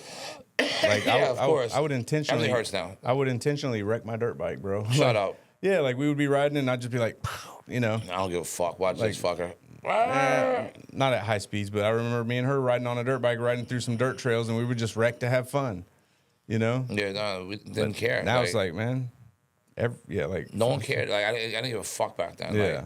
I don't care about people. I don't care about nothing. I was yeah, same. I didn't have a conscience. I didn't. I was zero. Not, I wasn't a bad person. Don't get me wrong, but I just didn't care about people. I just didn't give a fuck about people. Yeah, I wasn't thinking about it. That was almost easier then. Yeah. You know what I'm saying? Even girls, shit like that. Now, you care too much, you lose. Right. Unless you got something you know what I'm saying, that you've been through there. With new girls, you can't fall in love with girls anymore. Yeah. They'll destroy you. Yeah. I have so many friends that came with me to girls, the craziest shit ever. I can't imagine because of the fact that, for one, girls have all the power now. If they're good looking, they know. Yeah, I break those fuckers down. Okay, well, I'm talking. The one. Right, you never. Yeah, 100%. 100%. Yeah, it's just they. They were the perfect couple too. A Tennessee 6 can probably make $50,000 a month on fucking, what's it called? OnlyFans. When I see some of the, I'll be watching a YouTube video, there's one podcast where there's all the girls and then there's the two guys, and they're like, oh, what do you do? OnlyFans. And some of them I'm like, well, what the fuck are you doing on OnlyFans? Because you're 200 pounds, you're not attractive. Right. And then she's like, oh, I make $30,000 a month, or everybody has a thing. Everybody has a thing. You know what's crazy? Somebody wants to look at toes. Somebody wants to look at big chicks. Somebody wants Look at to some other weird shit. Absolutely. So yeah, a lot of weird shit out there. Everybody. My boy hit me today. He does OnlyFans. He's telling me he's making a fortune, and he's like, showed me this girl, and he's like, she's a grandmother. She's 60. I'm like, shut the fuck up. And he's like, first month made $30,000. I'm like, shut the fuck up. I'm like, how? He's like, you just gotta market it. He's like, there's an audience for everything. That's crazy, bro. That's the beauty with technology, man. I heard that stockbrokers and lawyers have the craziest fucking fetishes. I was a stockbroker a very long time ago. We need to talk about any of that, please, David, please. No, I've heard that too. I don't know if that's true or not, but yeah. I've just heard some wild stories. Because they have money, so it's they get to the point where they've tried everything. So they're let me do something fucking crazy, or you know what I'm saying, to hurt me, fucking make me feel good. Yeah, hurt. Yeah, drugs, they want to be painful shit. Yeah, 100%. I can't remember. A lot of it with the CEOs is because they're charge all day long. They want to Right, be. they want need to. someone to dominate them. You know what show I used to love? Behind the scenes. Right. Ever watched Billions? Yeah. I used to love that show, Billions. Like, I love that. The way they fucking did shit. Like, that reminded me of that. Like, they were bosses. That's with the actor, the one that played in with Claire Danes. Yeah. The redheaded guy. Yeah. Yeah, that dude's he's a good actor. And the DA and everything like that. And, like, the DA used to get, like, punished by a mistress, I remember. So, like, that's what I thought about right away. Like, they had everything they wanted. Like, you wanted to get dominated by somebody. I can't remember who the fuck told me this story, and maybe you were with me, Karen, but they were saying like this. I don't know if it was an attorney. I can't remember, but I just remember the part where he said they were saying that the guy went and got the ugliest fucking prostitutes. Oh, we were in Vegas. It was our taxi cab driver, and he said No way. He said That's he right. would be the wealthiest man. He would the taxi cab driver would broker out prostitutes for the rich man, Of course. and they would say, "Give me the dirtiest crack whore, nasty, no shower, no nothing. I want her so nasty." What? And he then said they would- You would be surprised how many wealthy men want that type of woman. And then wanted them to like piss and this. Yeah, do shit. Ugh. You know, the And whole shit, glass- and shit And on shit, it, yeah. literally. glass table, they Yeah. sit underneath the glass table and watch a girl shit. Wait, I never even heard about that one. Yeah. That's crazy. Bro, this is like before I came in And we here, have so much more shit to talk about. so much more shit to talk I'm about. down even doing it tomorrow with AB again. Yeah. I want to get you in Tennessee. So No, I'm down. Before I leave, at least before I leave Sunday, let's lock in. communicate and lock in whether it's a month from now, a week from now, No, 2 I'll do months it like from now. 2-3 weeks. I'm ready to go. Boom. I'm I'll ready fly to go. you up. I was just dealing with that shit I told you about. Right. You know what I'm saying? And actually, what's crazy is nuts. So I was with Jack probably like 6 months ago. Like, I've only had 2 problems in my life ever, right?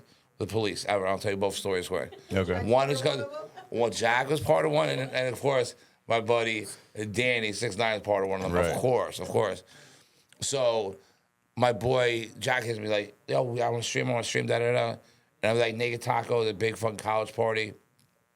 So my boy Ralph owns all Naked Taco. So I hit him up. I'm like, bro, I know I have that new vodka, 50 State vodka you're working on. I said, how about we come by? I mean, Jack's not going to drink, but I'll drink, whatever. We'll get on the stream. You know, 8 million people, 10 million people. Like, yeah, come. I'll give bottles, food, whatever it may be. We go there. We're hanging out every pack with kids. Then all of a sudden, like, 30 dudes start surrounding Jack as security. And goes to behold that at a frat party recently, like, Jack was ripping the frat, talking all this shit about him. So these dudes all came after Jack and us for no reason. Oh, shit. And we're in the club, but like, it's outside club, restaurant, whatever. And they literally start chasing the security, like pushing them back. I'm like pushing them back. They knocked the whole fence down, literally fence down.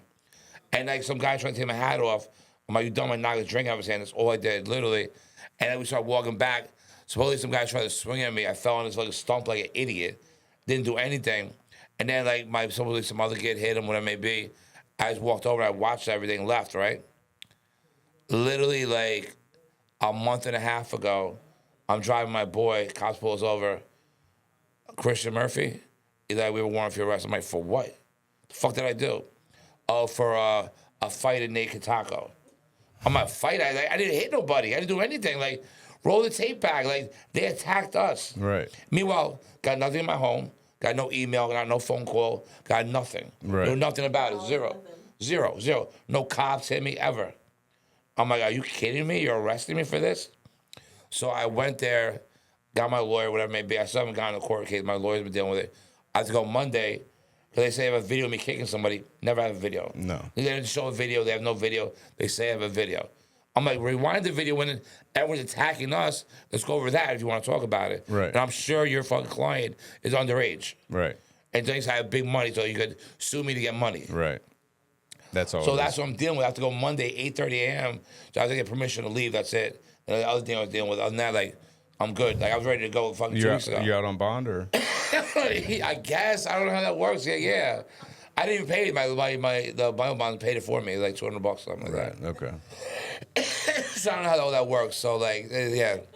But again, I didn't do anything, bro. Right. It's like fucking Fugard always called it Murphy's Law. Yeah, Murphy's Law. He let anything go wrong at will, or whatever it may be. Right. He's like, oh, you Murphy Law that one. I'm like, what are you talking about? He's like, the law got him. I'm like, bro, shut the fuck up. The law didn't get him. It's not a thing. He's like, oh, yeah. They got him immune to the law. Otherwise, Right. I'd be fucked. I'm Right. like, I know, dude. They're all tapping their watch. Okay. All right. Well, listen. Yeah, we'll get you back. We'll fucking do Absolutely. episode 2. Get you in Tennessee. Absolutely. Or we'll do it again tomorrow or the next day. I'm here. I'm Either here. way, we're gonna meet. We're gonna be fucking. We're Just gonna be the seeing a beginning. lot I mean, of I'm fucking locked in for life Murda now, so Murphy. Yeah, like- show the fucking. Yeah, I'm anchored We'll the get fucking. we'll post pictures of it. I'm anchored the fuck in, boys and girls. Yeah, we're fucking anchored for life. Let's go. We're gonna pick this up. We're gonna have more conversations with Murda. Absolutely, absolutely. With Murda. Yeah, Thanks we have for a lot of tuning in. stories like no one even knows about the biggest celebrities in the world, like on God. Yeah, this guy knows more fucking celebrities than. We got dirt. We're getting fucking the fucking anyone brooms I out. know. To get the fucking dirt out of here. But thanks for watching. Thanks for tuning in. Make sure you follow him on Instagram. Make Get sure his you account follow the back live up. chats, IG, everywhere anchored. We'll post turned it up. all. Let's run that shit, boys and girls. Shout out to the tattoo guy. Oh, shit. Michael, let's go, Michael. What's his tattoo shop? Michael, where is he? Is he out there still or no? What's his tattoo shop called? Michael's. Hold on. I think he gave me a card. Oh, I'll say right now. Michael's body tattoos. Where's Michael? Where's Michael? Where's Michael? Oh, here we go. Michael's Body Art. Michael's body art. Big shout out, my boy. Locked in, anchored in. Number one in the area. Yeah. Absolutely. I'll put a Pushing that link up dude. for his shit. But thanks for watching, guys. See you on the next one.